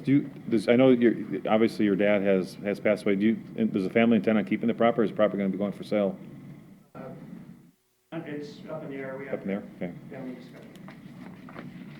I assume if there's a sale, then all assessments like this would take place at the time of sale then, correct? Generally, it's up to the purchase agreement, terms of the purchase, but generally, common practice is when a property is sold, the assessments are paid in full. Well, you can't even transfer it if they're not, can you? You can. It's just an assessment on the taxes, they but can generally, anyone who's buying the property guess, wants okay. it paid.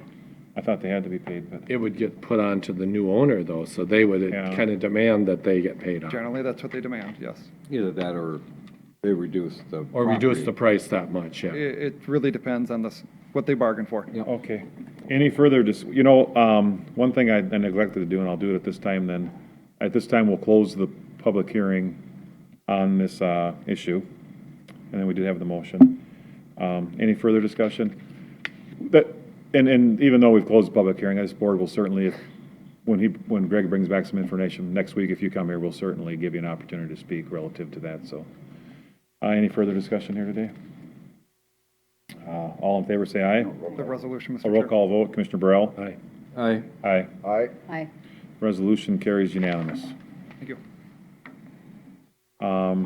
And again, this board will be getting, I expect you'd have this update by next week, Greg? I'll try. Okay, so, watch online and see if it's on the agenda, and if it is, then we'll be talking about what we found out next week. Yep, yeah, thanks for coming in. Thank you. Okay, item 4, 10856 Pleasant Avenue, Northwest Southside Township. Is there anybody here to speak to this issue? Second call for anyone to speak on this property. Third and final call. We'll close the public hearing at this time. Is there a motion to pass the? I make a motion to pass the resolution regarding Gleason Avenue, Second. Southside Township. Motion by Commissioner Delight, second by Commissioner Burrell. Any further discussion? All in favor say aye. Roll Roll call vote, Commissioner Burrell. Aye. Aye. Aye. Aye. Aye. Resolution carries unanimous. Thank you. Thank you, Greg. Forgot about that one. Sean Riley, good morning. Tell the board up front if it's a resolution or if you can just go with the regular vote. Sean, go ahead here. I know you visited with me briefly yesterday, so you got a little bit of a change to Well, something here. Yes, good morning, Mr. Chair, County Board. January of 2016, you held a committee of the whole meeting. We discussed a number of feedlot issues. You directed staff to concentrate on hobby farms in the shoreland district and perhaps allowing chickens on smaller residential lots. We formed a work group that included Commissioner Delighten and Burrell. We met a couple times over late winter, summer. Then we had a planning commission workshop to discuss what this work group came up with. Then on September 29th, the planning commission formally heard the amendment and made a recommendation to the county board to move on this amendment, which is in front of you.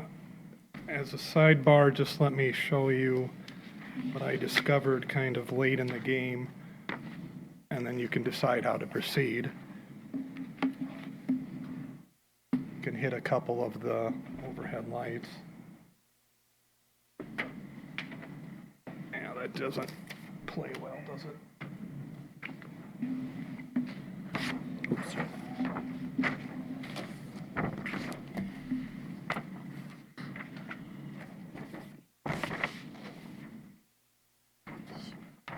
That's the Mississippi right there, then, Sean? Okay. Monticello Township. And the yellow is the city of Monticello. No, yellow is R1 zoning. Oh, yellow is R1, Right. okay. So if you look Also, the at, city would just be, just right off the picture, right across the road from that then, I correct. suppose. So if you look at 152.025B as in boy in the amendment, every parcel of property except for parcels in the R1 zoning district under 2.5 acres, and then it reads about what they're allowed. So in other words, R1 lots under 2.5 acres do not have this provision. I discovered some of the plats in our wild and scenic zoning district actually started off as R1 plats before there was wild and scenic. And we used to allow up to a minimum half-acre lot in the R1 zoning when some of those were done. So you can see the yellow is R1. You can see right next to it, similar density, similar size lots that became wild and scenic when that act came about. So the color of our maps went from R1 to the wild and scenic. But for all intent and purposes, they're the same size, the same density, the So same there's a location. separate designation R1, and then there's a wild and scenic lot? For these properties that are green, the wild and scenic is a zoning district, It is. and that was mapped out by the state. Okay. So it's a little bit of a, So what you're not the thinking, clearest line on how it What, follows the what size Mississippi. are those lots? they look like. Some are Well, half acre. they can go down to a half acre. But didn't we state it had to have at least 2.5 No, acres? Well, we did, but we said specifically to If there are R1 one, they have to zoning. be 2.5 acres. So now looking back on this, I would recommend for consistency and not causing maybe some tension Yeah, in these areas, no, I agree. that you include the wild and scenic zoning district. Is this the only Yes. place we have that? The only place you have in wild and scenic is along the Mississippi. Oh, okay. There's not many developments this So- small. So what you're saying then, Sean, is there's no chickens in R1, there should also be none in wild and scenic. for the same size. Unless lot you have 2.5 acres or more. Unless they have 2.5 And acres. meet or the more. other requirements we Right. spelled out. I I think agree. that's, we would be totally on board with Yep, that. I It's agree. just, yeah, it's just taking the wild and scenic and applying the same rules you applied to R1. Yep. Yep, Correct. So I agree that should be, yep. otherwise we are gonna have issues. That was a good catch. And we'll, you know, like I said, we're making a change. There's always a little something where you, hopefully, it's like when we first did our solar amendment. You do the best you can with what you have, and if we have to come back and tweak things a little bit, well, then we do that, so. Yep. Okay, so now that that's clarified, do you want to just give like a 4 minute overview of kind of the changes, the two changes that are in here then relative to the old ordinance? Yes, Mr. Chair, County Board, I guess I'll best sum it up by saying, so how is this different from what we do today? Currently, we don't allow any new feedlots within the shoreland district, which is 1,000 feet from a public lake or 300 feet from a river. And we've had the discussion about how you define feedlot, but essentially it's any place That houses a chicken. houses, horses, chickens, or other livestock. So this would allow, if you have a minimum of 4 acres within that shoreland district, to have, essentially, we call it a hobby farm, horses or similar in that shoreland district where now you can't have them. And chickens, it's livestock, they're livestock, so they're not allowed in the shoreland district either. And you also have to have 4 acres of land to have chickens. So this would not only allow chickens in the shoreland district, it would allow them on lots less than 4 acres, other than the properties we just talked about, the R1, the wild and scenic, Is 2.5 acres. Is the term domesticated fowl defined anywhere? I'm thinking emu and ostrich here, I'm confident that that's not a domesticated fowl. domesticated. Tracy, is an emu a domesticated fowl? Isn't an ostrich, is that considered a fowl or is that a bird? Our fowl. I won't bring up the dodo bird because they're extinct. I'm gonna go grab some ordinances. The, Carrier pigeons. Well, I would think a Yeah. peacock would fall under the domesticated fowl.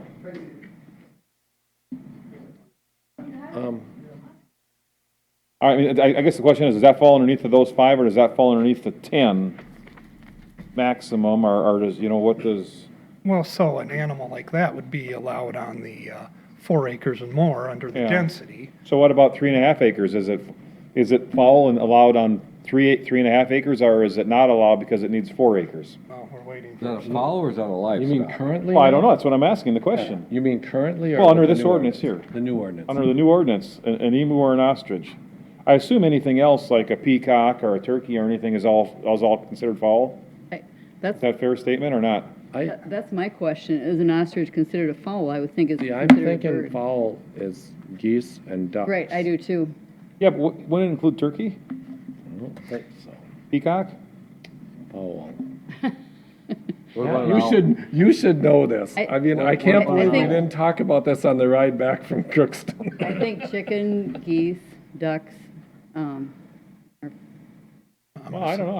I don't know why If I was, turkey wouldn't be any different if it than was a... left to me, I would look at the animal units for those animals, and I have a feeling a ostrich is probably 10 times, if not more, greater than a chicken or a duck. That's not the intent, is to have the larger animals on the lots that are small, but Well, I don't know. You've got chicken breeds that are probably some chicken breeds are probably as big as some turkey breeds. ostrich, emu. Well, I asked the question because I don't know if somebody will make that argument. I mean, we certainly have some kids in 4-H that maybe could end up, because we've had emus at the county fair before. And, you know, on that back side of that one building, I've seen, I don't know if there was any there this year, but I remember in the past, there was 3-4 of them back there, kind of over by the free stage. It was kind of the rage for a few years. Could have a Well, they're looking height at a- limit, Could we move on to the second part of it? Okay, the second part, then the lakeshore component of it? Or, yeah, anything, either that or the other issue. Okay, move over to the other regarding, issues of it. Home building or home business. Well, we have the home extended business. I didn't know if you wanted to treat those as two separate issues, although we have it presented all as one. Oh, okay.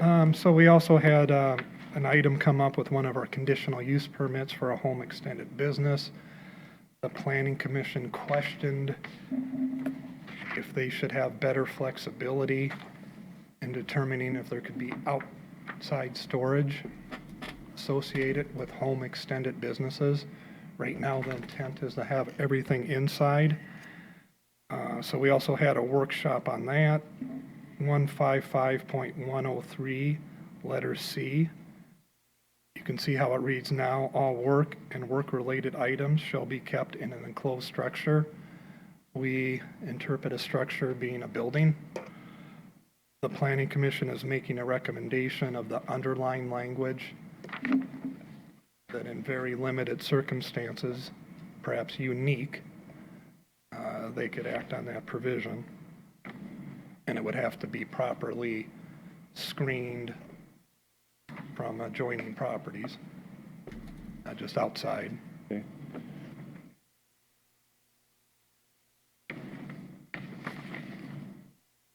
Any luck on any luck on the foul or? Okay. Then relative to our feedback on from the townships? Townships, like normal, we didn't I think there necessarily were get 2 of them that. 100% feedback, but Woodland Township, they indicated a denial on both the amendments. Southside had a denial on the animal one with a note concerns about runoff and any environmental impacts that might come with animals. But didn't we address On that? smaller I mean, it lots. still has to be so far from. Well, we did our I can- best, but that was their Can I, concern. I'll run this through. So, as opposed to fowl, poultry is not fowl, is a term for any kind of domesticated bird or bird captive raised for meat, eggs, or feathers. Ostriches, for example, are sometimes kept as poultry, but are neither game fowl nor waterfowl in colloquial speech. However, the term fowl is often used near simultaneously with poultry, and many languages do not distinguish between them. So nonetheless, the fact that there's 2 different things, most likely is a farm, the distinction between fowl and poultry is warranted. So an ostrich would not be a fowl. Okay. So I think we're okay. Greg looked this up. Well, Greg? he's trying to look it up I'm- now, too. I think we're okay. Yeah, no, but I think we looked into this. How about and a I think, peacock or a turkey? Turkey is poultry. Peacock would be included. As a fowl? Would they be or allowed as a- here then? I mean, I don't know why we wouldn't allow someone to have, I know Doesn't- the peacocks. turkey, that was talked about. Peacocks can make a lot of noise, though. That's what I would. so turkeys and peacocks would be allowed under this? Up to 5. Yep. Okay. Okay, well, I mean, if somebody ever, they can go back and look at the minutes of this too for intent, so. But no herd of cats. Chickens, ducks, turkeys, peacocks, Geese. geese, those are what's included in this. Up to 5. The intent was to be like the 4-H Okay, yeah, operation. up to 5. But the ginormous invasive birds do not count. The bigger ones. Ostrich I and haven't seen emu. an ostrich outside of Como Zoo. If you can ride it, it's not foul. How does that sound? Okay. So Woodland, did Woodland mention what their concern was? They did not. They didn't mention their concern. Okay, Township meeting, you mean? yeah. What Woodland said is the one person that objected said he objected because he said it was Could too. you give us your name, please? My name is Ben Dye, 7110 Meridian Avenue South. Okay. The person that objected said he objected because it was too strenuous, it was too tight, it was too restrictive. Okay. He didn't, and I said, really, we're moving forward with this, and he said, We don't need all this stuff. So that's why the objection. Okay, so they, even though we're making it more lenient, they thought it should be more lenient yet? Yes. Okay. Okay, very well, thank you. Thank you. Well, and I kind of wondered that could, I was concerned that when we sent this out, the townships might think it was too strict, not knowing that we were actually making it leaner. So But not providing comments, so it doesn't help And anything. I sent them a cover letter. Yeah, but, Kind of Were you talking Woodland or were you talking Franklin? Woodland. I'm sorry. What I told you about happened at Franklin. oh, at Franklin, okay. Did we get a letter from Yeah, Franklin? and the record would indicate that Franklin thought the setback should be less stringent, but I don't think Woodland was They didn't say indicating. why. They didn't say why, Right, right, okay. right. I think they Okay, were thanks for clarifying voting that. no. Okay. So, any further discussion up here? I just think that this is a big step in the right direction. It's going to clear up. The other thing that we had at one of our last meetings, and Mark can attest to this, there were two realtors in, and one of them had a property near Montrose, I believe it was a 30-acre parcel, that could not have an animal because they were within. Could not have horses. Horses, because they were within 1,000 feet of a public water, kind of no matter where they went. And she said, if this passes, you're going to raise the value of that property $200,000. How many acres was the property? I think it was 30. Yeah, 30 acres and you can't have a horse, I mean, that Yeah. just doesn't make sense. Right. So, Yeah. Now, granted, I think we'd all agree that there's maybe a few spots on that property where the horse shouldn't be, but Oh, there's and then- plenty of space where it Right. can be. Yep. But we're still staying 300 feet away. 300 feet is a football field Right. away from any public water. I think we're, Yeah. Okay, any further discussion on this here? So, one motion to approve the entire thing, which would include the home extended business? That's the way the document is put Okay. together. Mr. And did you Chair, have, I was just going to make a I just, motion. yeah, I just want to make sure that he doesn't have any issues regarding the home-based business changes. Oh, Because I do have one thing on page 4. Where is it going now? Actually, on the ordinances.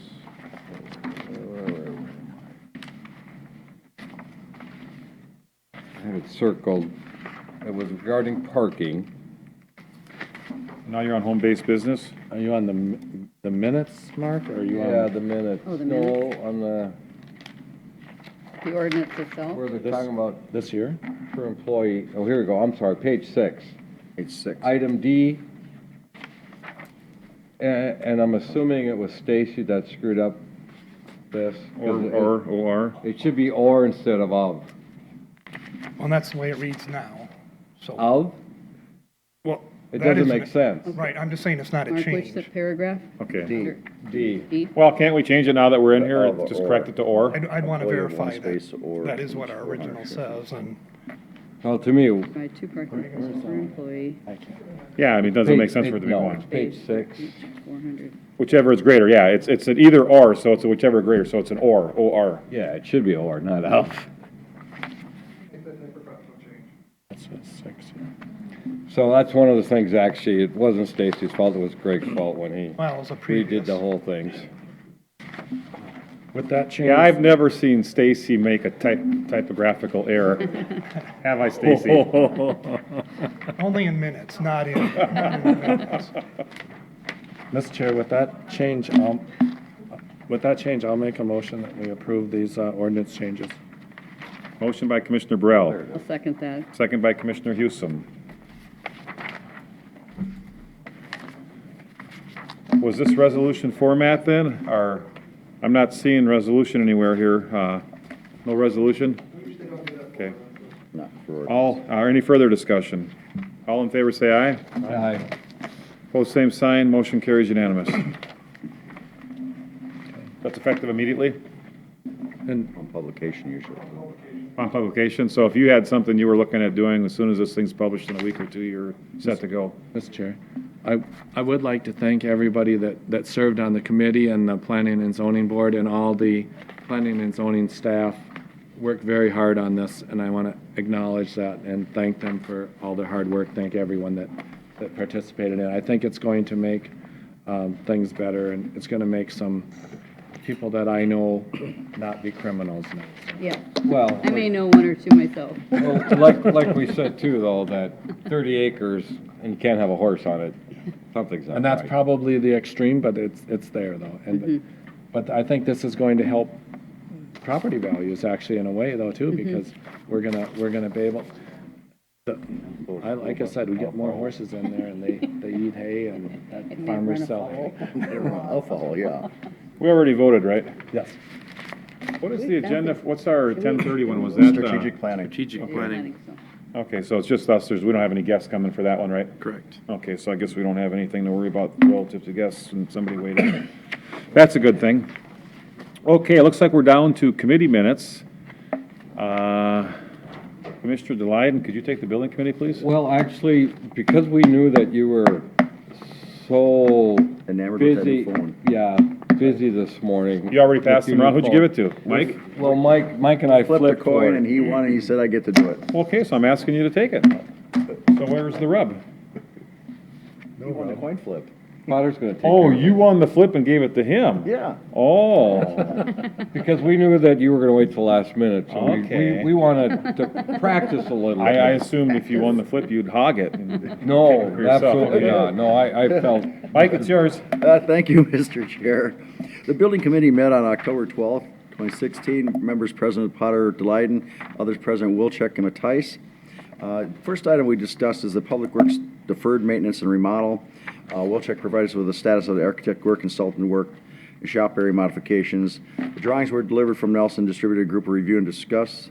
Delyden noted the vending machines will need to be relocated from where the existing ones were in the kitchen area, and they'll be located into the other lunchroom area, the one, we have two of them out there, if they stay at all, because there was discussion on whether they really produce anything there anyway. Then everything looks okay. Request RFP for bidding and moving forward. The drawings will be bidding for the slope building roof replacement that just be delivered by the 14th and going for bids thereafter. Matthijs requested having a building rekeyed from when the highway department is fully moved out of the site. Matthijs and Wilczek recalled the pricing to be about $9,000 because Mr. Matthijs was concerned that he did know nobody knows who has the key for what out there. And that was, I believe that price came from Russell Lock and Key from one time before. 9,000? It's a lot of keys, a lot of locks. The other item is, Matthijs also requested to have a fabrication shop painted. That seemed like this normal maintenance stuff. Delight asked whether the mezzanine beam was expected to arrive, and Wilczek recalled the anticipated arrival was 10/25. Shipment of the beam included material as well as mounting clips to weld and associated hardware, and Delight requested Wilczek confirm the date and line up a welder to complete a certified welder to complete the installation. Some names of welders in Wright County were forwarded to Wilczek for checking up. Matthijs confirmed the overhead door on the west wall in the service area has been, service wall and the welding wood shops have been installed. We have looked at both of them, but Loberg was coming to site to complete the wiring for the door opener. When the project is complete, Wilczek also noted the spray foam installation on the west and east walls of the 98 addition will be started in approximately a week pending contractor scheduling. The contractor is finishing a large job on another site in projection. This project is next on the list. To complete the foam work, they have to cut an access panel into where that vestibule area is to access that. And what we decided is when they come in to do other sheetrock work in there, we'll wait to close it up when that contractor's in there instead of having two different contractors. Should save us a little bit of money Are on they that. going to make an access so you can come in later then, or seal it back up? there's no use for an okay. access there. Okay. Yeah, There is now. So I see, complete the To foam fix a work problem. and be able to cut the ceiling, entry vestibule, and cut patch and finish paint. Just over $2,000 is what the estimated price would be. We discussed, like, that big of an area. not repair that opening until the sheetrock from the other part is done, because then you've got the one person in there doing the whole thing. Wilczek said, looking at lighting options as an alternative to replacing fixtures in the mezzanine area, install some sample LED lights to replace the current ones. Joven Survey Department and staff are reviewing the lumens output and the color and retrofit selection. Replacement lamps estimate about $1,000 depending on the type and selected rebate, and would save several $1,000s over replacement of the fixtures. Wilczek also present a light audit breakdown for retrofit and all fluorescent bulbs in the site and replacement of fleet service, welding, wood shops, overhead lights, and fixtures. The current metal halide lights are nearing the end of their useful life. I won't go into watts they burn. Replace them with the LED lights, put out more light and burning, a lot less in the wattage, for about 346 each, minus available rebates. And he did have a payback was calculated in 3.57 years, which is a pretty good one. Yeah, there's a sheet that's Yeah, included it's in there with it, okay. $125,000 over a 10-year time frame, I think. Yeah, it was one of those that's referred to as the no-brainer thing. But anyway, both projects can be completed by the custodial staff, so no electricians will need to be needed to retrofit the lamps. The fixtures are plug and play with no ballast or wiring work. Wilczek also requested removal of the ivy growing on the wall in the west entrance of the site. The vines are growing into the wall and into the roof system and into the shop. Everybody in attendance agreed this would be a good idea to remove the material to prevent water infiltration, potential degradation of the joints. Recommendation was to continue to move forward with the windows in the roof. And since the window project will be under $100,000, separate from the roof work, the scope will be bid separately and not posted. It was recommended to move forward with the rekeying of the building and complete the repainting as requested by Matthijs with STS if possible. The lighting retrofit project was recommended to move forward and complete given the short payback times and the ability to install with in-house staff. Delight and Potter recommend leaving the vestibule ceiling open until the sheetrock roof that's going to be for the other work will be there and they can take care of it. That was a recommendation for that. The next item was the compost facility storm damage repair. Wilczek noted the site was discussed on 10/11. Board meeting, there's no further updates since then, and we'll be obtaining the prices for the demolition of the tipping floor structure at a later date. Wilczek noted the cameras are for the compost facility have been ordered per previous approval and will be scheduled and available when they're available.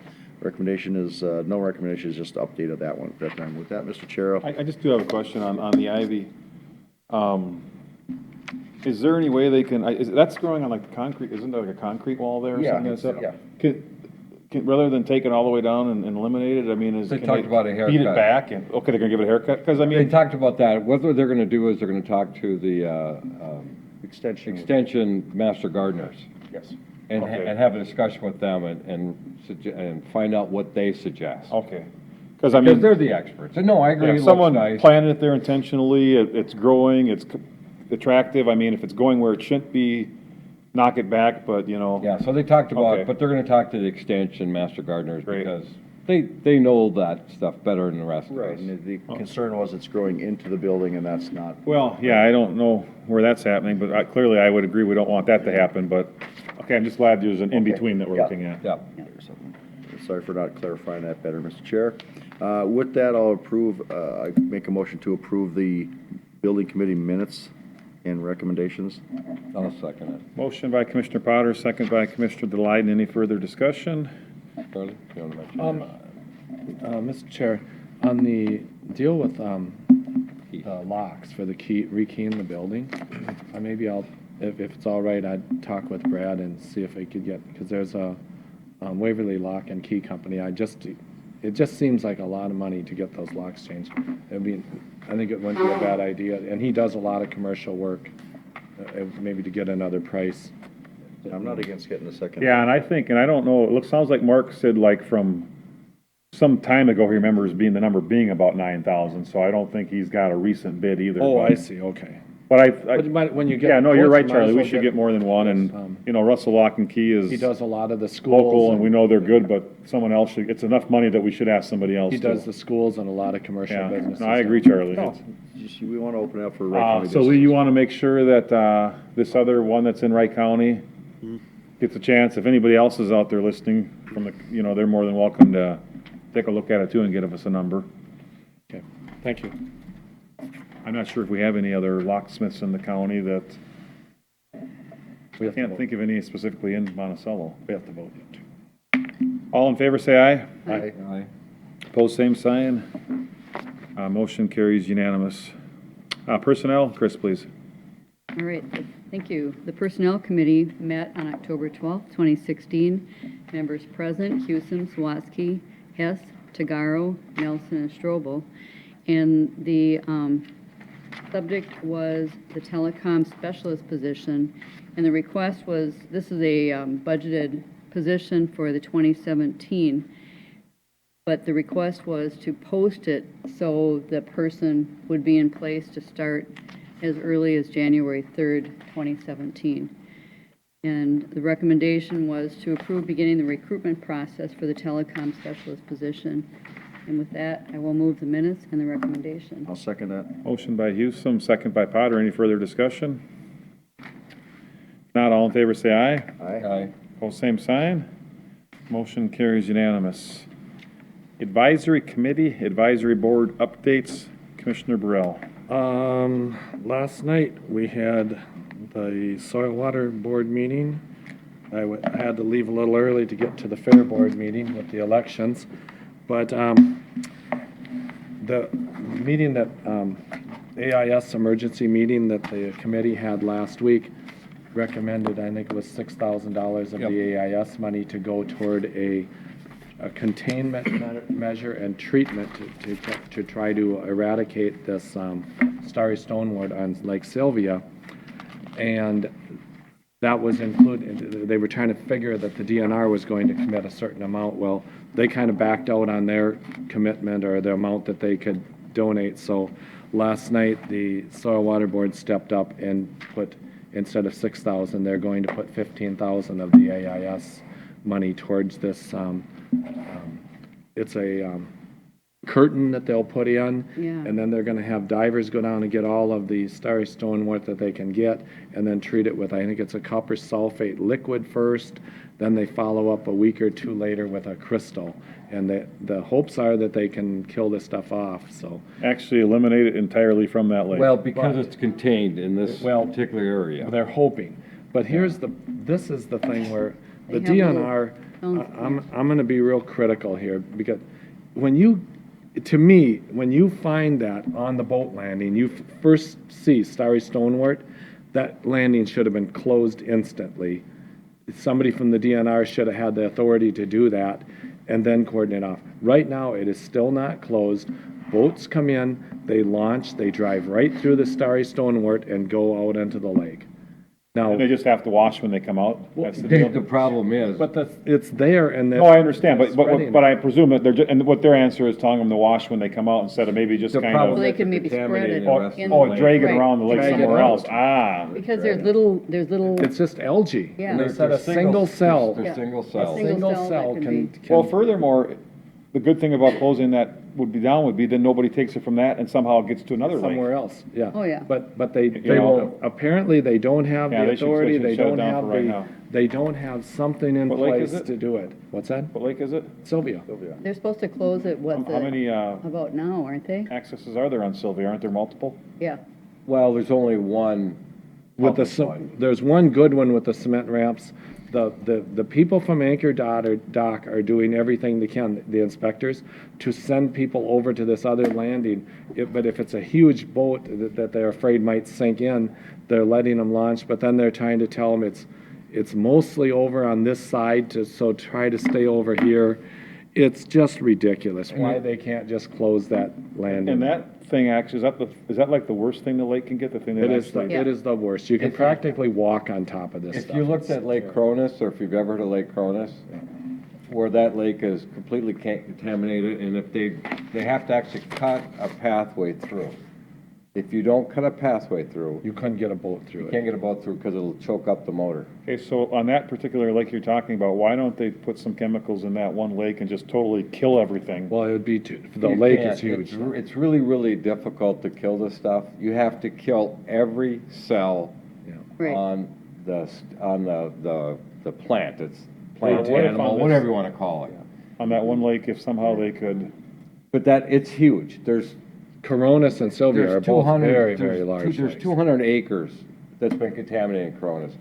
They harvested 4 acres out of Cronus, and they had almost 300,000 pounds. 150 tons of it.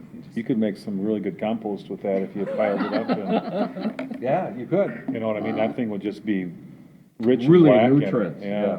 I think.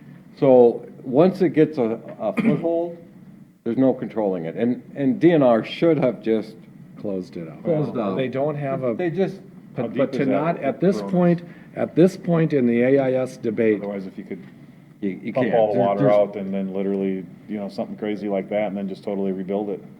You have to, the problem with it is that it's, it's a long string, and then off of each string, there's a chute, and each one of those chutes are its own cell. So if you kill these up here, the best you can do with chemicals, as the saying goes, give it a haircut. So you're killing the top part, but the bottom part is still alive. But in this particular case, they're gonna try to use chemicals to kill it down to nothing. Because it's in such a small area. That's the only reason. they believe it's in a small area, but Well, I they said haven't if- found it if- anywhere else No, yet. but if one of those boats took a cell to the other side of the lake. Yeah, it's Chances of that not happening are almost zero. Right. I Yeah. think I'm with you. So far, But why doesn't the DNR, I guess my question to them is, at this point in the AIS debate, why do they not have a procedure in place? What is that on, like a township road or a county road, or what is it on? I'm not sure where the landing is exactly on Sylvia. I don't know. If the road authority could just go out there and shut it down, I mean, we did that with, we shut down access to an access on Pelican Lake here, the DNR didn't like it. They sent well, I think, if I told you the story before, they sent the second in command out here to tell us we did wrong, and after we looked at it himself, he said, now I understand why you did it. And they closed the access rather than, and then asked us not to close the access to the access, they just closed the access, if that makes sense. Okay, so anyway, they're gonna try it, this curtain that they're actually buying is going to be owned by the soil water. The issue with that also being used, when they take it out of the water and fold it up, nobody knows enough about this stuff yet. The University of Minnesota is doing studies, but they said you can fold it up, dry it out in the sun, put it back in the water, and this stuff comes right back to life.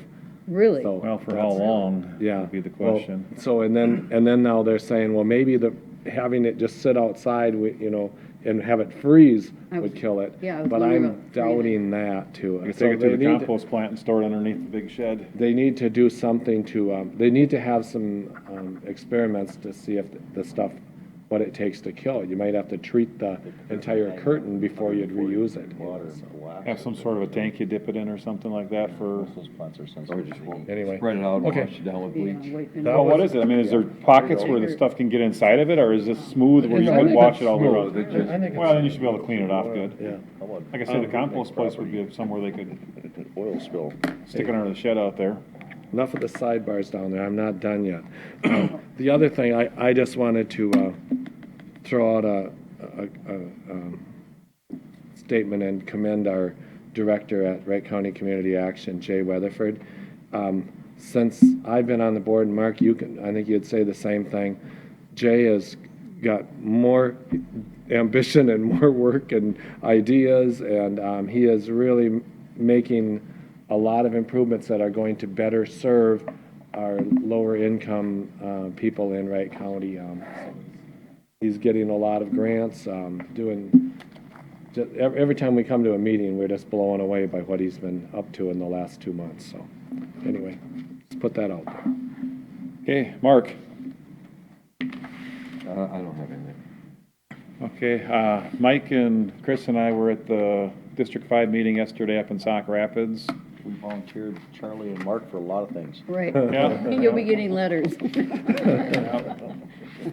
I don't know, not a lot of earth-shaking things on the agenda, just something of interest. They did something a little different where they had a list of topics and you could pick 3 hot topic things. And the number 1 selected was difficulty in Staffing. hiring in some job areas, and specifically IT, public health. So I guess the reason I bring it up to the other 2 of you is that all the counties are having this problem. It's Yep. not Wright County. We're not doing something wrong or different, or the other ones haven't found the answer. I mean, I think the answer is plain and simple. It's simply supply and demand and economics, which do not work out well when you have a comparable WER system that says that you have to have internal equity and that sort of thing. But for that, in the private sector where they have a harder time finding IT people, they pay them more. a job where they can find lots of applicants, they don't get paid as much. That's just kind of the way it works, and supply and demand takes care of it. And of course, because of, we don't have the ability to necessarily do that, we have a little more of a challenge. So, again, the other counties are all kind of handling that, working with that same concern. Well, that's kind of good to know anyway. Yeah, yeah. Again, it's not that we're not doing it right, it's, they're all just struggling big time, so. All right, Lee, you're off the hook. What were the other two hot button ones? Buffer law and Yeah, a lot of, merit-based some talk about buffer law merit-based and merit pay. pay, but yeah, but, I think the issue of the finding employees in some of the difficult areas, was the one that really kind of had Yeah, a lot of that's where discussion we- and that's where where we had a everybody lot of was really kind of frustrated and involved. A lot of debate on what people are gonna do with the buffer law. Right. Are they gonna handle it themselves or not? The interesting thing is, if every county decides not to handle it, there's this feeling that the state will be overwhelmed, which maybe is a good thing, let them feel some overwhelmingness for, Well, if they're not properly gonna. it is going, we talked about that a little bit at Soil Water last night too, and it's an unfunded mandate.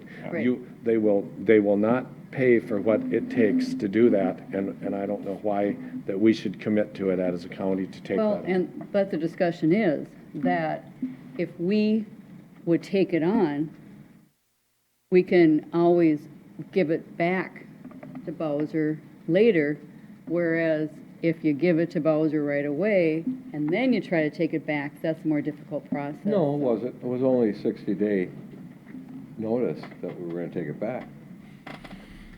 Yeah, I guess I don't know on that, if there was. I'm almost positive, yeah, no, you could take it at any time with just a Oh, you 60-day can? notice. Okay. I think until they They- show okay. us. Explained very No, well. that wasn't explained well I think to us. until they show us that they're going to fund for this. Well, and see, that's the thing, you can, they said if you want, some counties, the state did say that it's okay to pass a resolution to take it contingent upon funding or something Funding, like correct, that. and then we like that one. So you could say something like, we make a motion to take this on, provided we get, funding to fund it, or what you know what I mean, or, so that's kind of like what some counties may do as the approach, because apparently the funding component of it hasn't been exactly determined yet here, or? I don't think so. No, I don't believe it We have has. till So- March of 2017. But I guess, yeah, that'll to be decide. up to you guys to worry about next year, so I think. Some boards haven't even talked about it yet.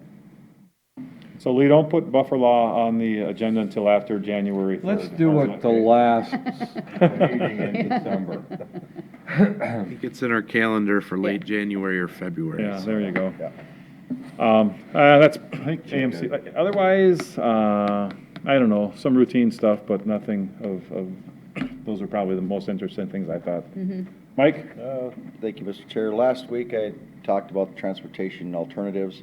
Albertville will be submitting a request for funding for a pedestrian bridge over 94 by 37. They're talking with Otsego because it's a connection from Otsego to Albertville and trying to make sure it matches everything, and that was just a continuation of last week's talk, and that's it, Mr. Chair. All right, well, Law Library, we met and passed our budget for next year, and there'll be an ad in the Drummer this week, thanking all the pro bono attorneys that we have. We have the attorneys are there every Thursday from noon to 1, and they take appointments, so people can go in and get some advice. We also, the statistics are up. I mean, they've been serving a lot of people with lots of different cases. In September alone, there was 428. So it's a well-used service, and I think they're doing a great job up there. We had a healthcare sector summit through the in conjunction with the Minnesota Jobs and Training last Friday, and it was a good presentation. They talked about the labor market information, got an update on that, and there's a lot of need still in, like, a lot of industries in the healthcare. And we also heard from Centra Care Health, from Fairview Health Services, and Renville County Hospital and Clinic. So you heard the large facilities.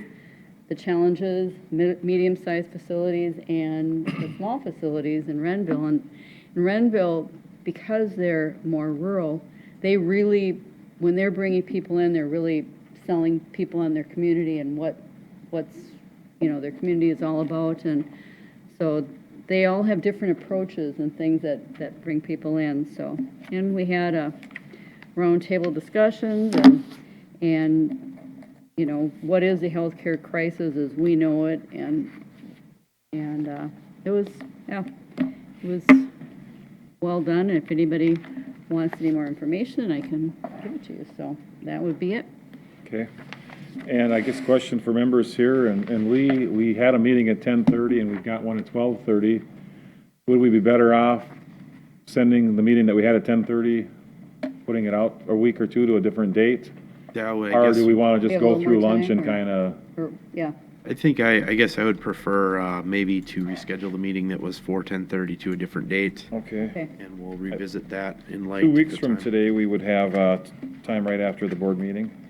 Next week is all blocked up because we got our committees, but if we Right. went to the Correct. November 1st, we could set it for 10:30 again, and this won't even be a problem today, but we got that other one at 12:30. Correct. Yep. Mr. So- Chair, So does that sound okay to you, Lee? Yes, that'll work for me. Members think that's fine? 10:30 on the 1st, November 1st. November 1st? Is there a motion to that effect? I will make that motion, Mr. Chair. Motion by Commissioner Houston, second by Commissioner Potter to set a committee of the whole on the 1st at 10:30 for strategic planning. That's a postponement of the meeting today at 10:30. Any further discussion? If not, all in favor say aye. Aye. Pose same sign. Motion carries unanimous. Now suddenly we go from having no time for lunch to time for lunch. How about that? I don't know that lunch needs a motion or a second. That's right, we got adjourned here, don't we? Yes. Anybody else have anything to bring up? There being no further business, we are adjourned at 11:16 a.m.